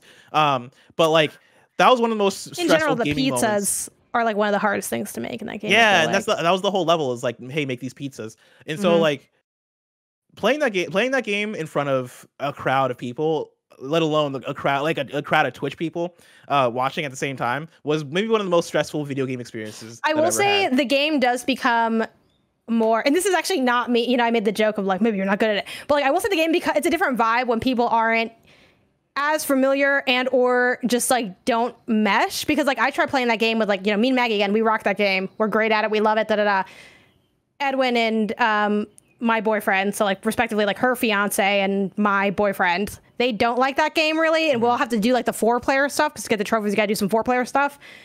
And man, I'm like, this is like the worst help we've had. Like we're out here like we're playing with like, you know, I don't know, like extra variant stuff on here. Like it's kind of brutal, but I don't know. Don't let that deter you. It's a great game. To get some bolds in here. Sure. I guess Ghosts of Tsushima, we already placed at 16, but I'll just bold it just to not make it confusing.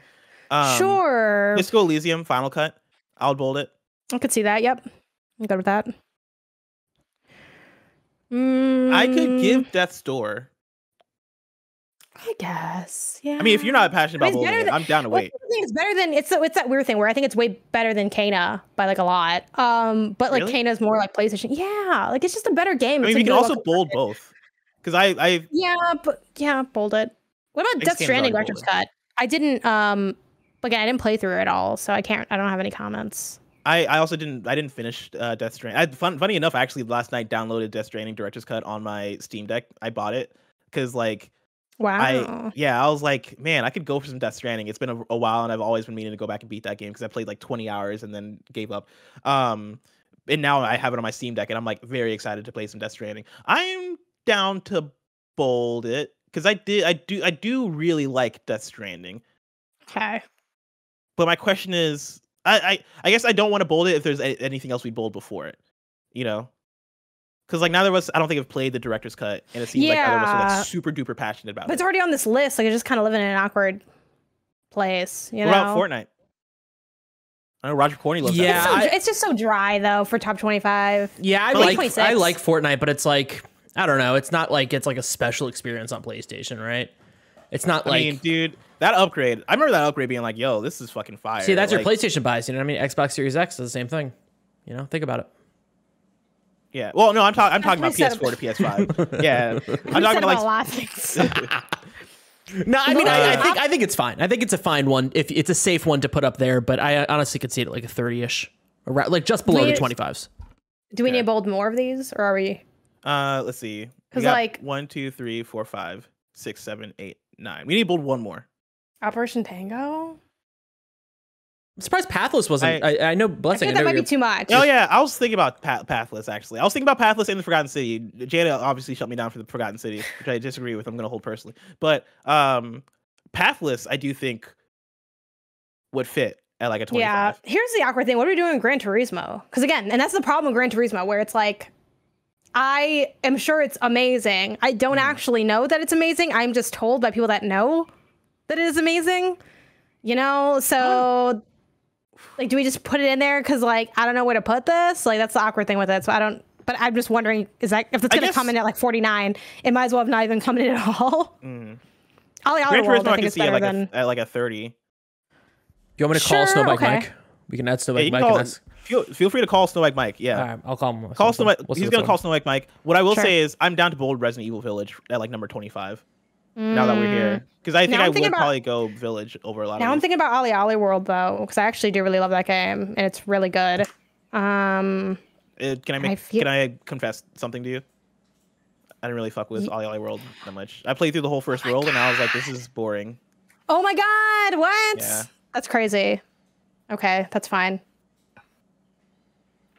It's okay. So we're building Resident Evil Village?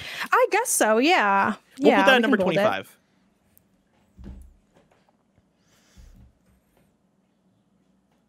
So then that brings up the question, right? Okay, Ghost of Tsushima Director's Cut, I think is gonna sit there for now. Overcooked All You Can Eat, I'm down to put like right below it, number 17. Sure. I'll put Disco Elysium Final Cut right below that at number 18. Okay. Yakuza Like a Dragon could probably live there at number 19. Okay. Uncharted Legacy of Thieves Collection, number 20. Sackboy. Sackboy? Okay. I think so, yeah. Sackboy, number 20. And then Uncharted Legacy of Thieves Collection? There's also Death's Door, Kata, and Control Ultimate.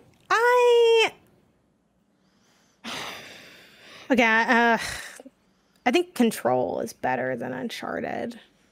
I mean, I'm down for, I'm gonna say Control. I didn't finish though the Legacy of Thieves collection because I'm still working my way through it. Dude, but I will probably disagree. Like, what was that? You beat Control, right? I beat Control, yeah, and I beat Uncharted 4 Ashtray and Maze. Lost Legacy. I think is better than probably anything I'm gonna see in Uncharted. That's wild. I don't know. Like and you already done this scene. Yes. And so maybe like it's just a me thing, but like the it's a great scene. The clock tower falling into like the car chase and all that shit. The clock tower didn't really like hit for me like that. Maybe it's because I fucked up the quick time event and I fell through like the geometry for a second. But the other thing, that was fire. Amazing, great, love it. You know, slight story spoilers if you didn't play the game yet. So warning for that. And then come back in like 30 seconds. You know, coming through back to the hotel. Your wife's there. She knows you're a piece of shit. I was eating that thing up. It was great. Yeah. It was a good time.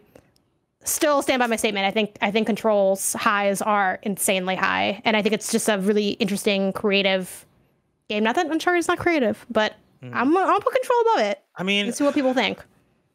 I disagree a little bit, but I'll let you have it. I'll put it at number 21. Okay, but I also wanted to defer a little bit to you because you did finish all of Uncharted Thieves collection. I mean, I've never compared these games before because why would I? They're weird games to compare. They're very weird games to compare, but if I had to compare Uncharted Lost Legacy and Uncharted 4 to Control, like they're like bumping heads. They're like equal to me, honestly. I fucking love both of them. The gunplay is really good in Control, and Uncharted has guns. So that's what I'll say about those two things. I don't know if I liked the gunplay in Control. You have a gun that turns into a bunch of different guns. It's one of my favorite mechanics in games. You have one Having a gun that turns into any guns. Yes. Guns. I got frustrated a little bit with some of the gunplay in Control, but also I would say the same thing about Uncharted. Even though Uncharted 4 and Lost Legacy, you can do like telekinetic shit and stuff. I'm good with it. Yeah, Control at number 21, Uncharted Lost Legacy of Thieves Collection 22. Want to do Death's Door, Kena, then Resident Evil Village? Yeah, I'm thinking about maybe RE above Kena. Yeah, that's what I was thinking too. Yeah, actually, you know what? I'm with that. No, I like that. And Kana's like super, like I like Kana a lot. I feel like I'm dragging Kana on this thing a little bit, but it just doesn't. All right. You know, it's missing some things to really give it that oomph. It is a little bit dated in some of its design. Sometimes it's in ways that are fun, and sometimes that's in ways that are not fun. So we're at 25. I want to throw a few out there. The Forgotten City. I feel like now's the time. I'm putting my foot down. Can you bold Kana again? Because I feel like I might want to remove. I might want to change where it is, but not right now. Now. Just bold it and then unbold the other one so we understand what that means. Because I'm not. Just because it does have so many like problems. Like I love that game, but it's like stupidly like hard in some parts. It like I think I disagree with you a lot on Kana. I don't think Kana is perfect. Review it too, right? Like I don't think Kana is perfect by any means. Like I have some issues with it, but like I think it's one of the most gorgeous games on PS5. I think the combat was surprisingly good and surprisingly was good. Had depth to it. It was surprisingly challenging, and like I'm somebody who really likes challenge, so like I was down for that, except for the second and final boss, which pissed me the fuck off. But that's a different thing. The collectibles were also kind of I don't know, like it just felt like old. You know what I mean? In like it's like in how it laid out the map and things. Sometimes it was in a cool way. Mm-hmm. So when I tried to go back and like do extra stuff, and then I don't know, it just I feel like. I don't know.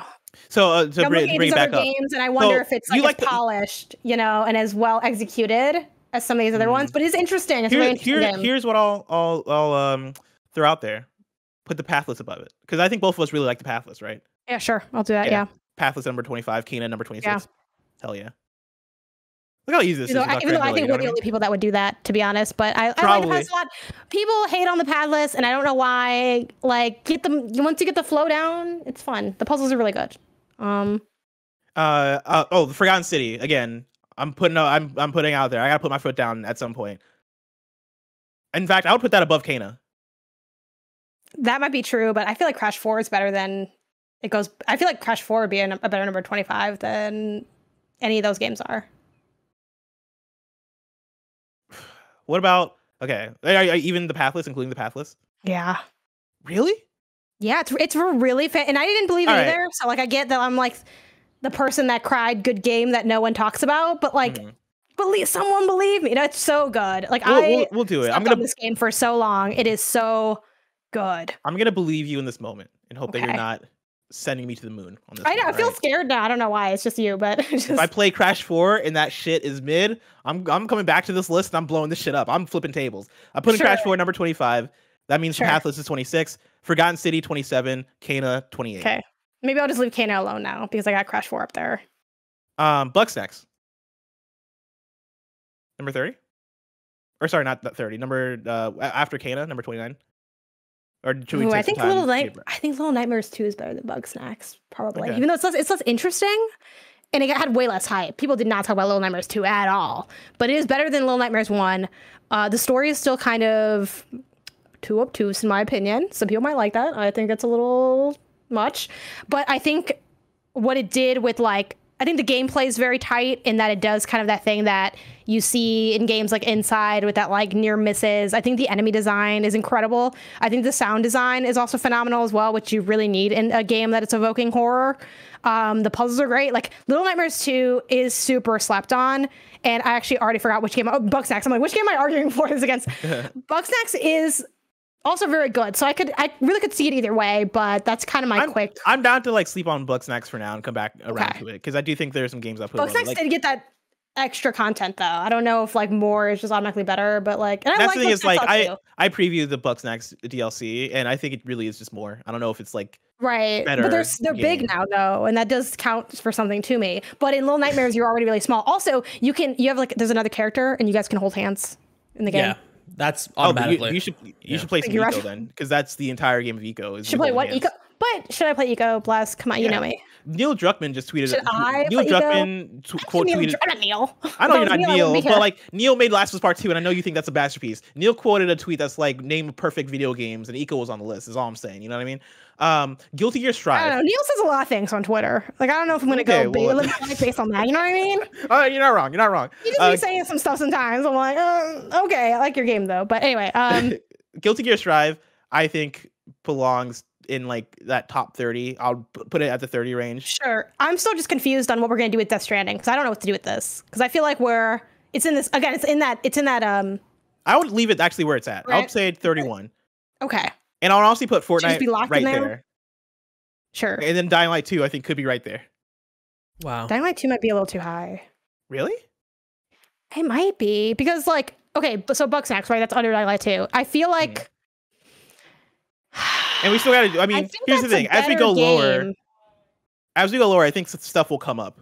I think Bugsnax Lego might be Star Wars better Skywalker than Dying Light 2. Because I feel like it's weird because I think I had more fun for parts of Dying Light 2 than I did with Bugsnax. I don't know. I'm torn. I'm kind of just thinking out loud, I don't know. I think personally I put Dying Light 2 above Bugsnax. Okay, can we put... I think Dying Light 2 had... WWE, maybe? Yeah, we can do that. Okay. Yeah, I'm totally down for that. Dying Light 2, when it was hitting... Because I was texting you during my Dying Light 2 experience. When it was, there was a moment, and it was so sad. I feel like you knew that I was setting myself up for failure, but you couldn't tell me, which I appreciate. But I was like, this game's so good, Bless, it's so good. Oh my God. Is this one of the best games of the year? And then I was like, it's not. 3 a.m., frantic. But I think we all had, literally me, you, and Greg, I think all had that, where we're like, this game is way better than it has any right to be. And then radio level. Oh my God. The radio mission, amazing. I think Dying Light 2 is a great game. Its flaws are more noticeable. I can't talk today. Whereas Bugsnax, I don't think has as many flaws, but I also don't know if it has the heights of Dying Light 2. Bugsnax is a very good game, and it's very solid. Whereas Dying Light 2 has really cool stuff in there with the parkour puzzles and certain story moments that come out of nowhere, and then it just has the flaws where it's why would you do this with the end? It's definitely right? like a taste why are these bugs here? thing, I think, for it's also point. a taste thing. Also, like, shout out to, like, you know, Bugsnax getting its extra content and sports, because, like, now my brother's playing Bugsnax, and he's like, I don't like that I have to feed the snacks to people. I like the snacks. They're really cute. And maybe that's a point against it, you know? Dying Light 2 doesn't make you do that. Roger McCorney. Yes. Lego Star Wars: The Skywalker Saga. It can go lower. You can drop it lower. Yeah. I really like that game, but it was a really big struggle. I think I talked about it in the Gamescast that it was in the beginning. I was like, oh, this is a 3 out of 5. But then it got up to a 4 out of 5 eventually. But I think it's a pretty solid Lego Star Wars game. But I don't think it beats, you know, a lot of the games on this list. The other things. Here's what I'll say. I would put GTA 5 below Fortnite. I think the upgrades that it adds are substantial enough in terms of improving the load times, because it was never 60 FPS before, so that I guess that'll be like that'll be like that basic section of like games that are really good, everyone knows they're good, but they're not that exciting to talk about. Like, I'm fine with it. You know what I mean? That's kind of how I am thinking about it. It's like, it's like, let's get these things in here. Okay. Knockout City. So wait, Lego Star Wars then, can we just like put that at 50 for now and talk about it later? Can we put it like 45? You know what I mean? Like, 45. I appreciate that. Thank you. I appreciate the compromise, everybody. I'm focused on like moving things up right next to the other Lego game, Lego Builder's Journey. It's the Lego section. Knockout City, I think I'm gonna knock you out. Mom said knock you out. I think it could come up a little bit. Like, I'll put Knockout City maybe above Bugsnax. Oh, man, Did you play Knockout City? I did play Knockout City, but you know I'm not like really into doing multiplayer stuff unless it's Splatoon. Sure. Knockout City was some of the most fun I had. Was that last year? It was good. It was well made. Like, I enjoyed it. I just didn't. I don't know. I just don't want to. I don't want to have to schedule. I don't want to have to schedule it out. You know, like with Splatoon 2, I go out there on my own. Like, I don't roll with anybody. I got no crew there. Again, Nintendo, you don't have an option. Who are you going to talk to? No one. We stopped it from happening. You can barely get on the internet over here, and I thrive under that environment because that's how I was raised. So, but here's the thing about that, right? Like, are we trying to like say like these are the games that you should get now? Because that if this was true, like, you know, this when this game came out, then that would make sense. But no, who's playing this game? No one's playing this game. So it's I'm sure some people are playing it. Sure, but it's like, yeah, you're not playing it. I'm not playing it. I was the target audience. That is true. Pick up the dodgeball right now. Yeah, exactly. Now, when I'm thinking of like the most fun I've had on my PS5 so far, Knockout City is high on that list. That's true. Like, I was hooked on it and having a blast. Like, I think it's very notable in the PS5 story so far. You know what? Operation Tango above Knockout City. No, I can't do that in good faith. I'll put it right below though. I'll put it right below. Sure. Okay. Above WWT. Bugsnax is just getting a slacking today. Like, I just, you know, I don't know. It just keeps happening. I mean, is this where the truth comes out? Did none of us actually like Bugsnax? We just like the song right here. Okay, I got Bunger. I got Strabby. If they make another one, I'll probably buy that one too. As I go through, I kind of like the ordering of like, okay, Bugsnax, 2K, Toem, Final Fantasy Origin, Genshin. Gran Turismo just keeps getting pushed down because we flat played it. Awkward thing with Gran Turismo, because like I don't know where to put. Do we just? But I think we leave it there. Snowbike Mike is on a podcast right now. I texted him, so hopefully after that he will give us some guidance. You know what I mean? We can rearrange it. Let's leave that for last, maybe. Yeah, let's leave that for last. We'll let I just don't know what to do with it. You know, yeah. Except unless also we'll veto it if it is over. If Snowbike Mike isn't done with this podcast by the time we're done with this, and then we throw Gran Turismo either leave it there. We could put it behind GTA. Like, this is a section that no one cares about but needs to be said. I'm down for that. Yeah, if Mike doesn't come back around, but like we'll put that there for now. Okay. Also, I forgot to mention at the top of this, right? Like, if you're listening and you're like, "Oh man, how dare you guys?" or "You guys disagree" or whatever, you can tweet all your opinions at us at GameOverGreggy on Twitter. That is the group account at GameOverGreggy for all your complaints and harassment. What were we doing? Oh, putting Gran Turismo 7 in that generic section. Yeah, this is the basic area. Maybe Genshin should go up there too. Just I think Genshin should go up there. Boring stuff. And again, no shade to the games; they're all like very acclaimed. But it's like, okay, this isn't that exciting. Above GTA 5, which is a thing I never thought I'd ever do. But I wish we took a whole separate list for those games, because I don't know, they're just so boring to have on here. You know what I mean? Like, if we're making a list for the consumers, we gotta have that consumer shit. This feels very like, but we're not. This is all shit that we just made up. You know what I mean? Like, we didn't make up these rules.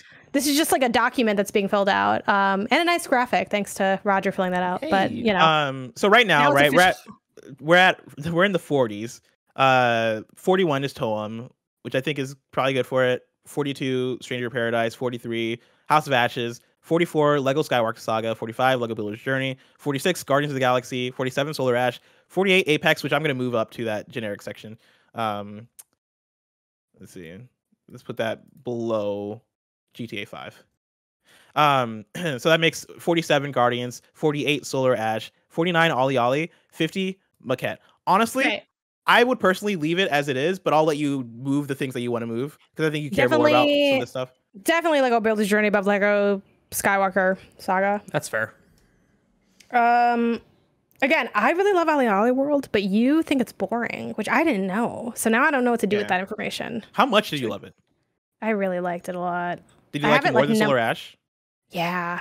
I have it on my top games of the year. I have it at like 3 right now. Wow. I have it like above Tunic, above, well, granted, would you put it above it was earlier in the year.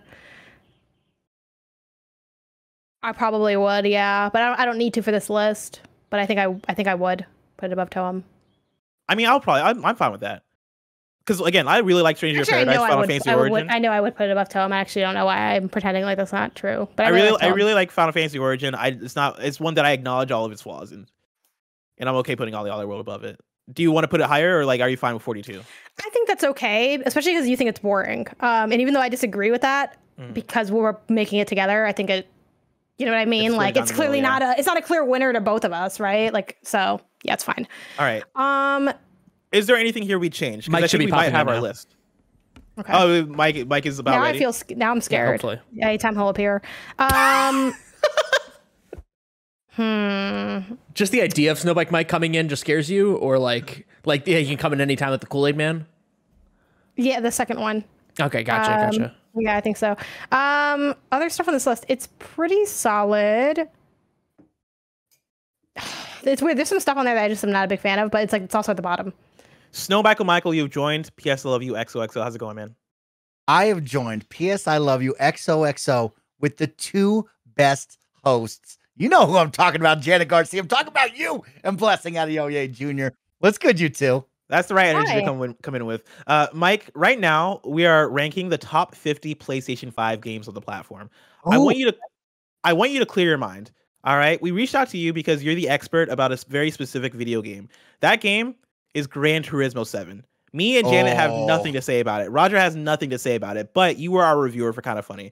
And so I want you to let us know. And in fact, actually, we'll do this, right? Janet, can you read through the top 50 we have currently, right? Starting at number 50 to let the audience and Mike know. Okay. And then Mike, I want you to place where you think Gran Turismo 7 should land on this list. So you want me to not read Gran Turismo when I read through this list? You can read Gran Turismo. And then Mike can just yeah, it's flexible, Mike. Okay. It's a flexible list. Yeah. Also, there's some maybe problems at the bottom, but 50, Maquette. 49, Solar Ash. I'm not going to read all the numbers. Guardians of the Galaxy. Lego Star Wars Skywalker Saga. Lego Builder's Journey. Dark Pictures House of Ashes. Stranger of Paradise Final Fantasy Origin. Toem. Ollie Ollie World. WWE 2K22. Bugsnax. Operation Tango. Knockout City. Dying Light 2. Gran Turismo 7. Apex Legends. GTA 5. Genshin Impact. Fortnite. Death Stranding Director's Cut. Guilty Gear Strive. Little Nightmares 2. Kena Bridge of Spirits. The Forgotten City. The Pathless. Crash 4, It's About Time. Resident Evil Village. Death's Door. Uncharted Legacy of Thieves Collection. Control Ultimate Edition. Sackboy, A Big Adventure. Yakuza Like a Dragon. Disco Elysium Final Cut. Overcooked All You Can Eat. Ghost of Tsushima Director's Cut. Demon Souls. Ratchet & Clank Rift Apart. It Takes Two. Hitman 3. Final Fantasy VII Remake Intergrade. Spider-Man Miles Morales. Spider-Man Remastered. Astro's Playroom. Sifu. Chicory, A Colorful Tale. Life is Strange, True Colors. Deathloop. Returnal. Horizon Forbidden West. Elden Ring.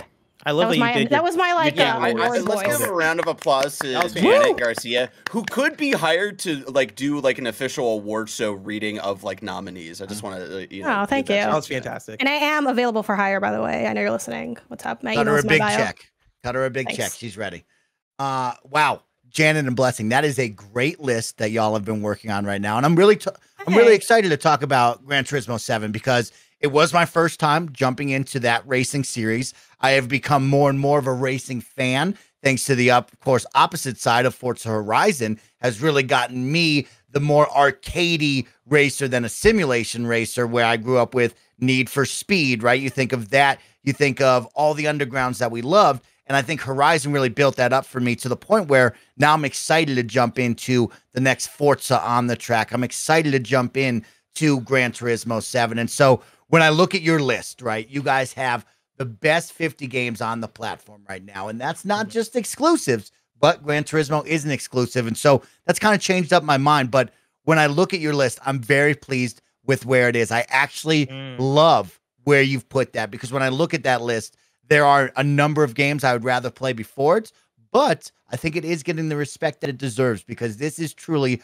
a really great racing game. I know when it first came out, we had a lot of conversations about always online and having that when that turns off, nobody gets to play it, right? And everybody was very upset about that. We talked about microtransactions and are you getting enough money and earning enough when you're playing as opposed to, well, there's Mike just swiping his card to get his favorite cars, right? And that's not how we as the player want to see that. But we've seen them make adjustments and fix that. But when we get down to the core of Gran Turismo 7, I was blown away by this racing game. It has a lot to offer from not only the cool campaign, but also the history of Gran Turismo and all of the cars. I thought that was something really special to me as somebody first jumping in and also not a big car buff, right? I'm not a car guy, but I liked what Luca did at the cafe of like, hey, like, let me tell you about these Mitsubishi cars. Let's go over to Toyota now. Let's talk about Audi. I thought that was really fun to get those cool cafe menu books and to learn more and go get more and be incentivized to race. And then not only that, you talk about the multiplayer, right? I really enjoyed what we got to do in GT Sport. And that's like the super competitive racing side of it all, where you got to tune up your car. You can only have certain parts to make your car go X, Y, and Z. You could only be in certain classes, but then you saw the best of the best racers there. And that really incentivized me to continue to grow, grind, and get better at the game. And so for me, I love GT7. I thought that was a really great game. I know it took a lot of hits to the face at the beginning, but if you're a racing fan, you're going to love it. I think when you're a PlayStation fan and you're looking at the top 50 games, it's got to be on there. And where you put it right there in that mid-30s is a great spot. I think racing fans will want it higher. I think general fans who just love playing all games will like exactly where that is. And they can look at this list and say, oh, man, I've played X, Y, and Z. Maybe I should give this a try because it's so high up there. Oh, yeah. Well, there you have it. You have your official list. Your top 50 PlayStation 5 games so far is ranked by the PS I Love You XOXO kids, minus Greg. Greg's gone. He's been bitten in the eye by Hold on, though. Wait, really quick. What's up, Janet? Guardians and Lego Star Wars Saga. What about Flip those? Oh, you're moving Guardians up. Yeah, I think as boring as I think Guardians is, I think Lego Star Wars Saga or Skywalker Saga is more boring. So, wow. I feel like it's the meanest reason to swap something. But yeah, final say. That was, yeah, and then maybe, actually, I'll leave everything else as it is, because even though Dark Pictures maybe I'd rank higher than Stranger of Paradise, you really like Stranger of Paradise, while I have some beefs with Dark Pictures. So I think now those it's I'm comfortable fine. with where those are. Okay. Mike, thank you so much. That was incredible. Yes. And this has been incredible, right? Like, I think this list, honestly, I look at this list and I'm like, pretty good list. I think I stand by this. I think we did a good job here. It's good. All right. Great job, everybody. Janet Garcia. We still have a little bit of time for this week in PlayStation, but we have to rapid fire it. And so take it away. Okay. This week in PlayStation, let's start off really quick with, is God of War coming sooner than we think? This is from Liam Croft over at Push Square with the article, Good. God of War Ragnarok accessibility options revealed alongside 3 new clips.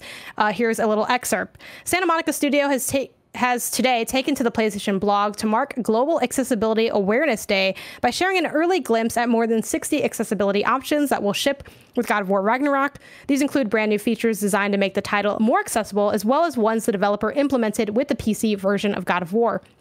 To show a few of them off, some very short but very new clips of the game have been released. Carried over from the PC version of the 2018 title will be the ability to auto sprint, an always-on reticle to reduce motion sickness, and toggle for aiming and blocking. New additions include greatly expanded subtitle and caption options, which increase the minimum text size. Yay, because I always want more larger text. That's me, not the article. Improve the readability of captions and allow character names and bodies of text to be in different colors.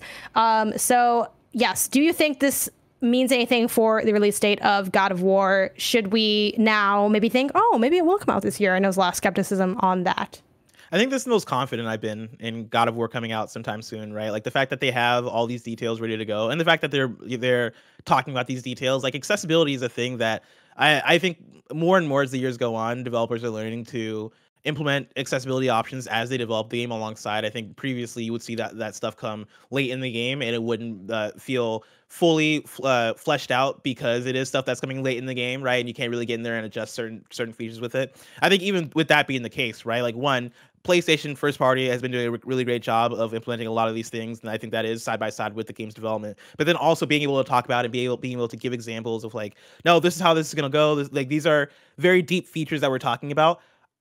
I would think that is a good signal of, okay, God of War Ragnarok is right around the corner, right? I think it still could get delayed to 2023, but I think this gives me a little bit more confidence. The other thing I want to shout out to is that with this PlayStation blog post, they put up a couple of like very short videos displaying some of the very specific options they have, right? They have the colored subtitles video and then the XL subtitle stuff. And the game looks really good, like graphically, right? I think those were the complaints at the previous PlayStation showcase of like, oh man, this looks like God of War 2018. But when you look at the videos that they put up with these accessibility stuff, this is looking crisp. Like God of War Ragnarok is starting to look crisp, and I honestly can't wait for this thing. Yeah, I definitely think it's cool to have gotten a little bit just more to see of the game because it's been so sparse. That's definitely been I think desire from a lot of people in the community of just wanting to see more, wanting to feel like you see new stuff, wanting to get a better sense.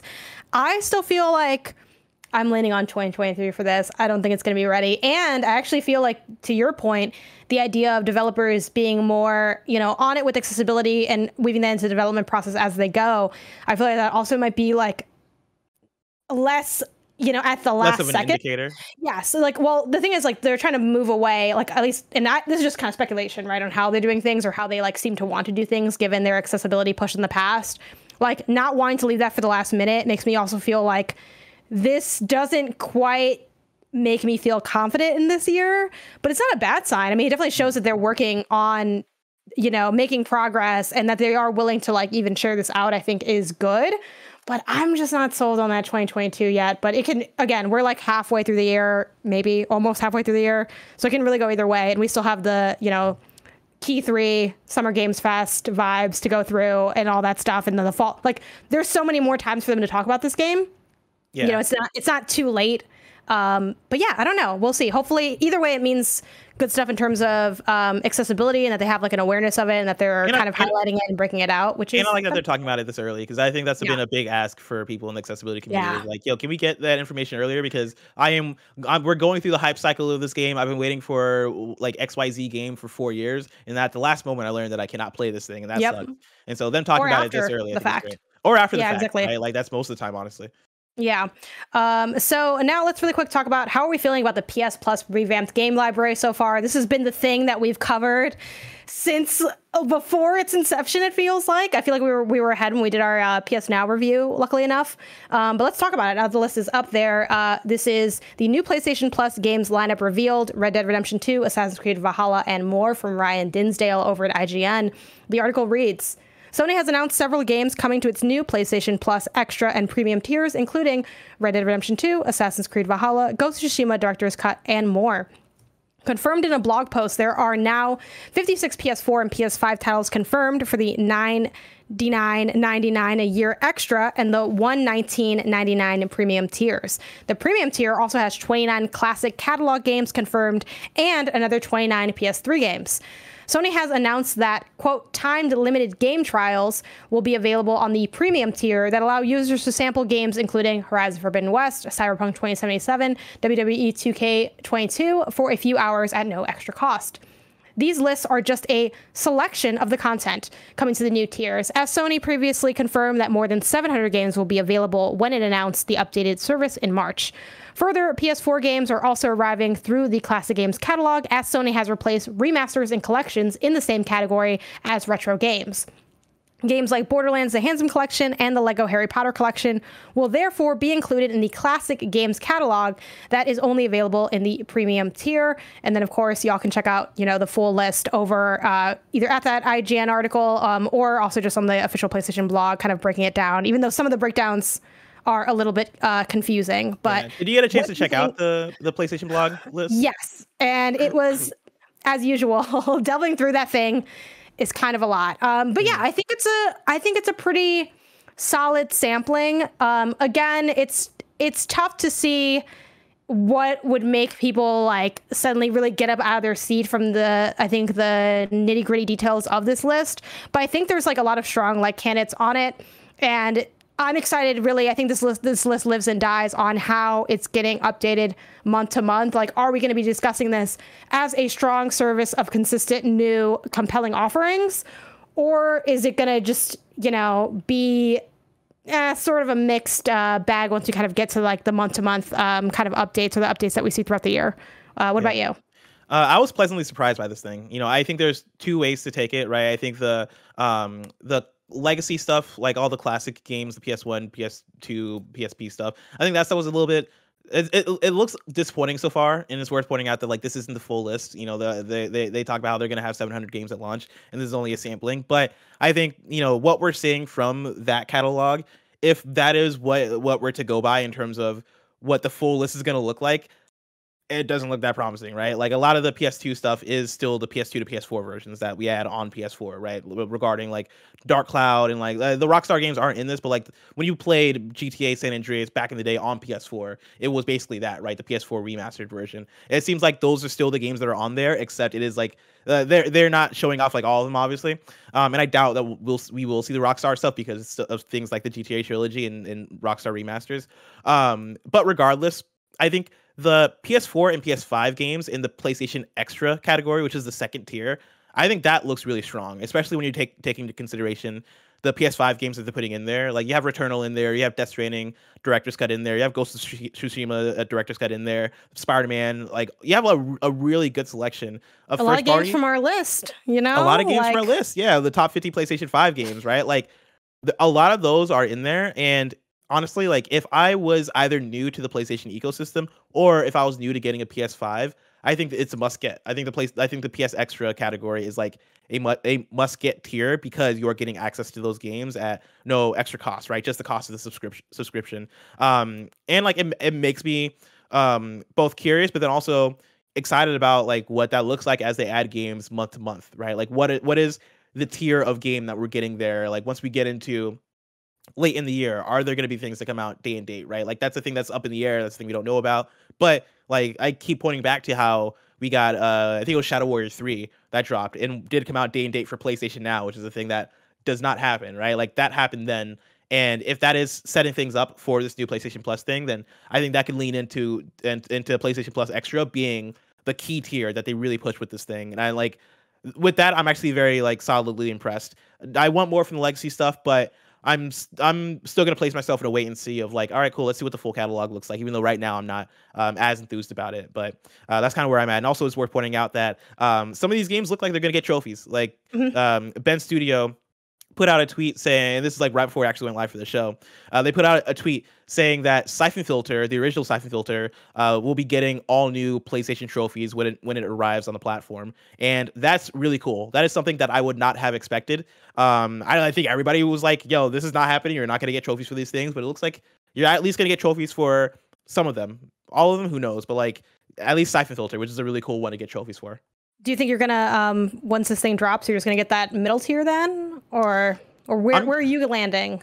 I think I'm gonna start off with the premium, the highest tier, and then probably very soon after downgrade to the extra. Because I think I might start with the highest tier too. But yeah, I feel like the stream. I want to at least test it out, right? That's true too. Yeah, you might as well. Yeah, I probably will try to play Puppeteer again. And I also think it's the thing of what are the games are you going to be adding? Because are you going to be adding classic games as well? Is it going to be like Nintendo Switch Online and what they do with that one? Because I think that could be cool. And if you have cool games that you're adding into that, I can see myself having fun with the premium tier. But for what they've laid out here, I do think extra might be the most bang for your buck. Yeah, and it drops June 13th, right? I believe is the date. That sounds about right. June. I'm pretty sure. For sure. Yeah. So that's probably how I'm going to spend that day, because it's also my boyfriend's birthday that day, and he's like a PlayStation stan. So I'm like, they brought this out for your birthday. So like, let's go play some classic games, see how it goes. Do you want to do PlayStation picks? I can do PlayStation picks. Let's talk about the drop this week. This week we got Vampire the Masquerade's Swan Song for PS5 and PS4. That came out Thursday, May 19th. And then a game called Dolmen is coming to PS5 and PS4 Friday, May 20th. Dolmen is a terrifying new action RPG that combines futuristic sci-fi and cosmic horror elements. Will your timeline be erased, or will you defeat your enemies to survive and fulfill your mission?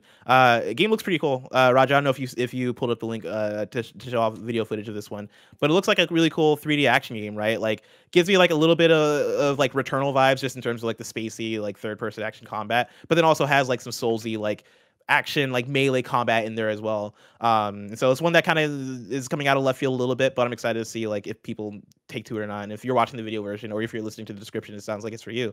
You should probably check it out, at least watch a trailer. Janet, what'd you pick to play on PlayStation this week? Still playing Horizon Forbidden West. Also, I feel like someone yelled outside my window, but yeah, I'm still working through Horizon. Again, it's like a completionist to a degree. Platinuming for sure is definitely one of the goals. But yeah, like it's been a good time. I spent almost all my time last time I played, which was like 4 hours, just hunting for upgrades, because I really want to, I'm working on there's a trophy for like maxing out 2 armor sets, and I'm working on a kind of later game armor set. It's not like it's a legendary set. It's like probably like purple rarity or whatever. It's like the one I'm mostly wearing. So I'm going to max it out. I'm almost done maxing it out. I forgot the name of the set, but I need a Slither Fang. No, not just a regular Slither Fang, an Apex Slither Fang heart. I need 2 of them to get this. And I spent the last like probably 30 minutes, I went over on my stream trying to get this thing to spawn and like not knowing how to do it. And then I was like, maybe we're getting into like, this is less fun. Now the other parts were really cool. Like I also had Apex animals that I had to hunt. But those appeared a lot more easily. But I did take down a regular Slitherfang, because people were like, maybe, I think if you kill a certain amount of them, I think it also might be based on your levels. So I think I might just have to go back and do that later. But I really enjoyed that day specifically because of the hunting. Like the combat in that game is absolutely my favorite thing in it. I also think the story and the world building is very fun. I did a couple puzzles too along the way. I did one of the kind of like, what I've been doing is I have a main thing that I'm doing, and then like along the way, if I kind of like how you would naturally play it if you were playing slowly, like if something intrigues me, I'll do that. So like I ended up solving like a relic puzzle at one point. And yeah, it's just been a fun, like I think reminder of how awesome that game is, especially like as someone that's beaten it, there's stuff you get toward the end that's really cool. So like using that, again, don't want to spoil it for people who are still playing through it, but yeah, it's just been really enjoyable. So, yeah, I don't know how much more I have ahead of me. I'll probably table it for a bit. Do you know what the timeline is of you finally platinuming this game? I don't know. I'm really just taking it casually. Honestly, I should probably start playing it a bit more just throughout my day and like for fun, especially we're, in a quieter time. Like, I think I do have my eye on another review coming up, but it's definitely like, I mean, y'all know what games are out, right? There's not a big, crazy AAA hot game that's really like dropping anytime soon. No offense to the games that are coming out. So, but a lot of my downtime, I've just been playing Good Pizza, Great Pizza, which is not on PlayStation. So like, I want to start using some of that pizza time for Horizon, but I don't know how much longer, because my next game is going to be freaking Yakuza Like a Dragon that I'm going to start on Saturday. So I don't know how much that'll push Horizon back. It just depends on how much I'm going to start playing it when I'm like casually looking to spend time with the game. That isn't just me making pizza on my Switch. So I don't know. Hopefully this year. I feel like if it's more than this year, that doesn't look good for finishing it, for platinuming it. So I think at a certain point I might have to just start kicking it up. But yeah, I don't know. I'm not married to a timeline yet. That's where I'm at with a little bit with 13 Sentinels, where I know it'll only take me maybe 2 hours to finally platinum that game. But now I've like kind of officially moved on from it. Especially well, that's not too bad though.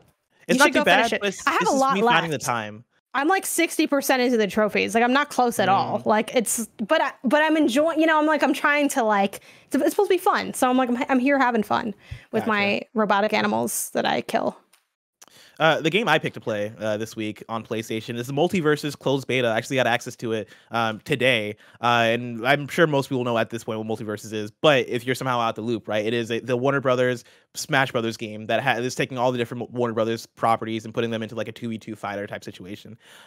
Played quite a few matches earlier today, and the first thing that really like stuck out to me wasn't even in the fighting. It was in the UI. It looks so much like Fortnite when you first get into the game. Like it feels like it's so very obviously trying to be like, this is a free-to-play game that wants to like kind of have that Fortnite energy of like aimed at kids, you know, very similar font, similar kind of colors, all this shit. I was like, oh snap, they know what they're trying to do here. But that was first and foremost. Getting into the actual fighting mechanics of the game, playing it, I was slightly impressed by it. I think I've had such low expectations of Multiverses because in my head it's always been, oh, this is gonna be Brawlhalla, right? Brawlhalla is the other free-to-play platform fighter that is using all these different licenses and that is banking on their players wanting to buy the new characters, get the Teenage Mutant Ninja Turtles, right? Do all that stuff. And you know, Brawlhalla is one that I tried out, but like immediately I was like, oh, this ain't Smash. Like, let me go back to Smash because Smash is the platform fighter, obviously, right? It is the polished one. It is the premium one. It is the one that everybody flocks to because it is so well fleshed out and such a good playing game. Playing Multiverses, it definitely reminded me of like a bit of Nickelodeon All-Star Brawl in the way that like it has that kind of mid-tier quality to it. Not in like the worst ways because, you know, if you remember, Nickelodeon All-Star Brawl didn't have voice acting. It didn't have like a lot of like the sound effects. It didn't have like, there was so much that was missing out of it, but I did like how that game played. In Multiverses, I'm having a little bit of the reverse where it has the sound effects, it has the fan service. Shaggy in this game is the meme Shaggy. If you remember the meme from like 2 years ago of Shaggy being a Super Saiyan essentially and him having like God power. Oh yeah. Yeah, that was the whole thing. Like multiple years ago. And for some reason, they took that 2-year-old meme and decided to make a whole character out of it. When they started it, it probably made sense. You know what I mean? Like they started but it takes a while to develop stuff. So now it's just like, well, like I'm sure somebody over there was like, oh man, the meme might die by the time this game comes out 2 years from now. But yeah. Hey, like it's still, honestly, it's still a little bit funny every single time he does like a Super Saiyan thing. It's I'll take it. But like it has all that stuff, which actually does make it a bit more engaging. I love like hearing when I first started, Harley Quinn has been my main. When I picked Harley Quinn to match up against Wonder Woman, like the first thing she said as soon as the match started was like, oh my god, it's Wonder Woman. And like the fact that they have those unique intros for the characters already is like way more quality than I was expecting. I was like, oh shit, I did not think you guys would take it this far. I thought we were gonna be in for either a Brawlhalla or another Nickelodeon All-Star Brawl. It seems like it seems like in terms of like the details and stuff like that, they're taking it there. In terms of the fighting mechanics, that's kind of where I am a bit underwhelmed in terms of like how messy everything seems. The focus of the game is 2v2 fighting, and I don't think that's bad by any means, but I do think that at least from a spectator perspective, when I see the game being played, it is so hard to follow anything. Like Smash Brothers, I find easy to follow to some extent, right? Because like I think there's like a good sense of like hit detection and a good sense of like, okay, no, this character is going for this thing and they're doing their special, and like there's an ease to following Smash Brothers and even other like fighting games in general. Like Smash Brothers is probably one of the more crazier ones, but like Tekken is such a fun game to watch because it is like cool, throw hands, you can see easily who's winning, who's losing because of combos, right? Like playing Multiverses, things seem all over the place from a pure spectator perspective, and then for me as a player, I'm finding that even my gameplay feels messy currently. Like it feels like hit detection is off. It oftentimes feels like, you know, I'm trying to do a certain thing and like the Harley Quinn moves slower than I expect her to, right? Or like certain moves just feel a little bit more stiff than I expect them to be. And I think so much of this is just the natural comparison to Smash, because Smash is a game that like we all, at least if you have a Nintendo console, right? Like you probably play Smash and you're so used to that. So moving to anything else feels a little bit more rough, but it's so hard not to compare. And so like playing Multiverses, I'm just like, oh man, this doesn't feel right. Oh man, this character is, I'm using my side special as Harley Quinn, which is like a dash, shoot her gun kind of move. And like every time I do it, I'm like, oh man, is this doing the amount of damage that I wanted to do? That said, the more I play it, the more I find myself into it. Like it is growing on me, and I think there's a kernel of something here that could work long term, especially as a free to play game that is going for an audience that is on other platforms, right? It is multi-platform, it is cross-play, it is free to play. They're going for a way wider audience, and I think that's going to do so much for them, especially because they have the properties that they have. There's a good kernel of fun there that I want to keep digging into, and I'm actually excited to go back to it and see like if it continues to grow on me. But for now, it does feel like it's in that mid-range of like, a bit above Nickelodeon All-Star Brawl, but not necessarily blowing me away just yet. Yeah, that makes sense. It's good that you like these games because it is interesting to hear your perspective as someone that like is really well versed in fighting games and can kind of see, what's the notable stuff here and where there like room for growth. But yeah, I mean, I would be surprised if I saw you playing this because I opened my PlayStation app looking through what games I had, and I was like, I'm like, well, of course though, like of course there's no world where you weren't going to play this game. Oh yeah. But yeah, definitely like let us know if you continue with it because I feel like you're not going to. Like, how did Nickelodeon Brawl go? You know what I mean? Nickelodeon All-Star Brawl, I played for that week, and here's the thing: I am where the people are. If people are really playing multiverses, then I'll play it for a while. But like, sure, I could see people dropping off of it, and like that's the other thing for me with multiverses is that like Nickelodeon All-Star Brawl, I was excited for it because of the characters. I really like Nickelodeon. Right. I really like those cartoons. Let me play a SpongeBob and whip some ass. Multiverses doesn't have as much of a roster of characters that I care about. They do have cool characters, right? And this is me speaking for me personally.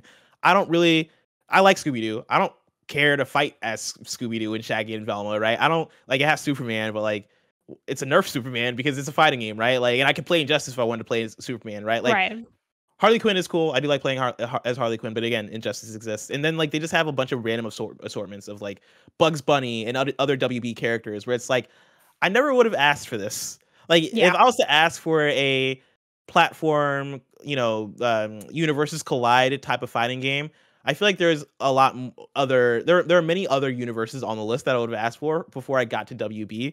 And so I really am playing it for the zeitgeist and for like all right, let's see if this does take the fighting game community by storm, because if it does, it is fun just like playing what everybody else is playing. Like I find enjoyment in that. And the games that hit, the games that actually do stick around are the games that are good. And so it just naturally pans out that way. So if Multiverses just ends up not being good, then I'll move on from it. But if it sticks around, that probably means that it's good enough and I'll probably continue to have fun with it. But right now I'm very much in the middle. I can see it going either way, but it being free to play and it having these characters, I think is going to do a lot for kids and like the audience that it's aiming for. And so at the very least, I think it's going to stick around to some extent, but we'll see.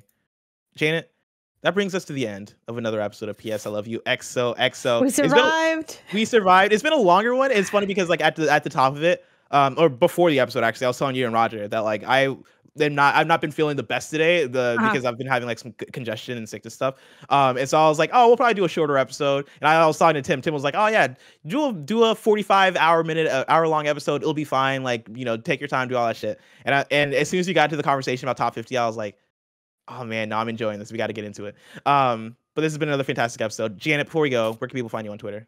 You can follow me under the handle GameOnysus. That's GameOnysus.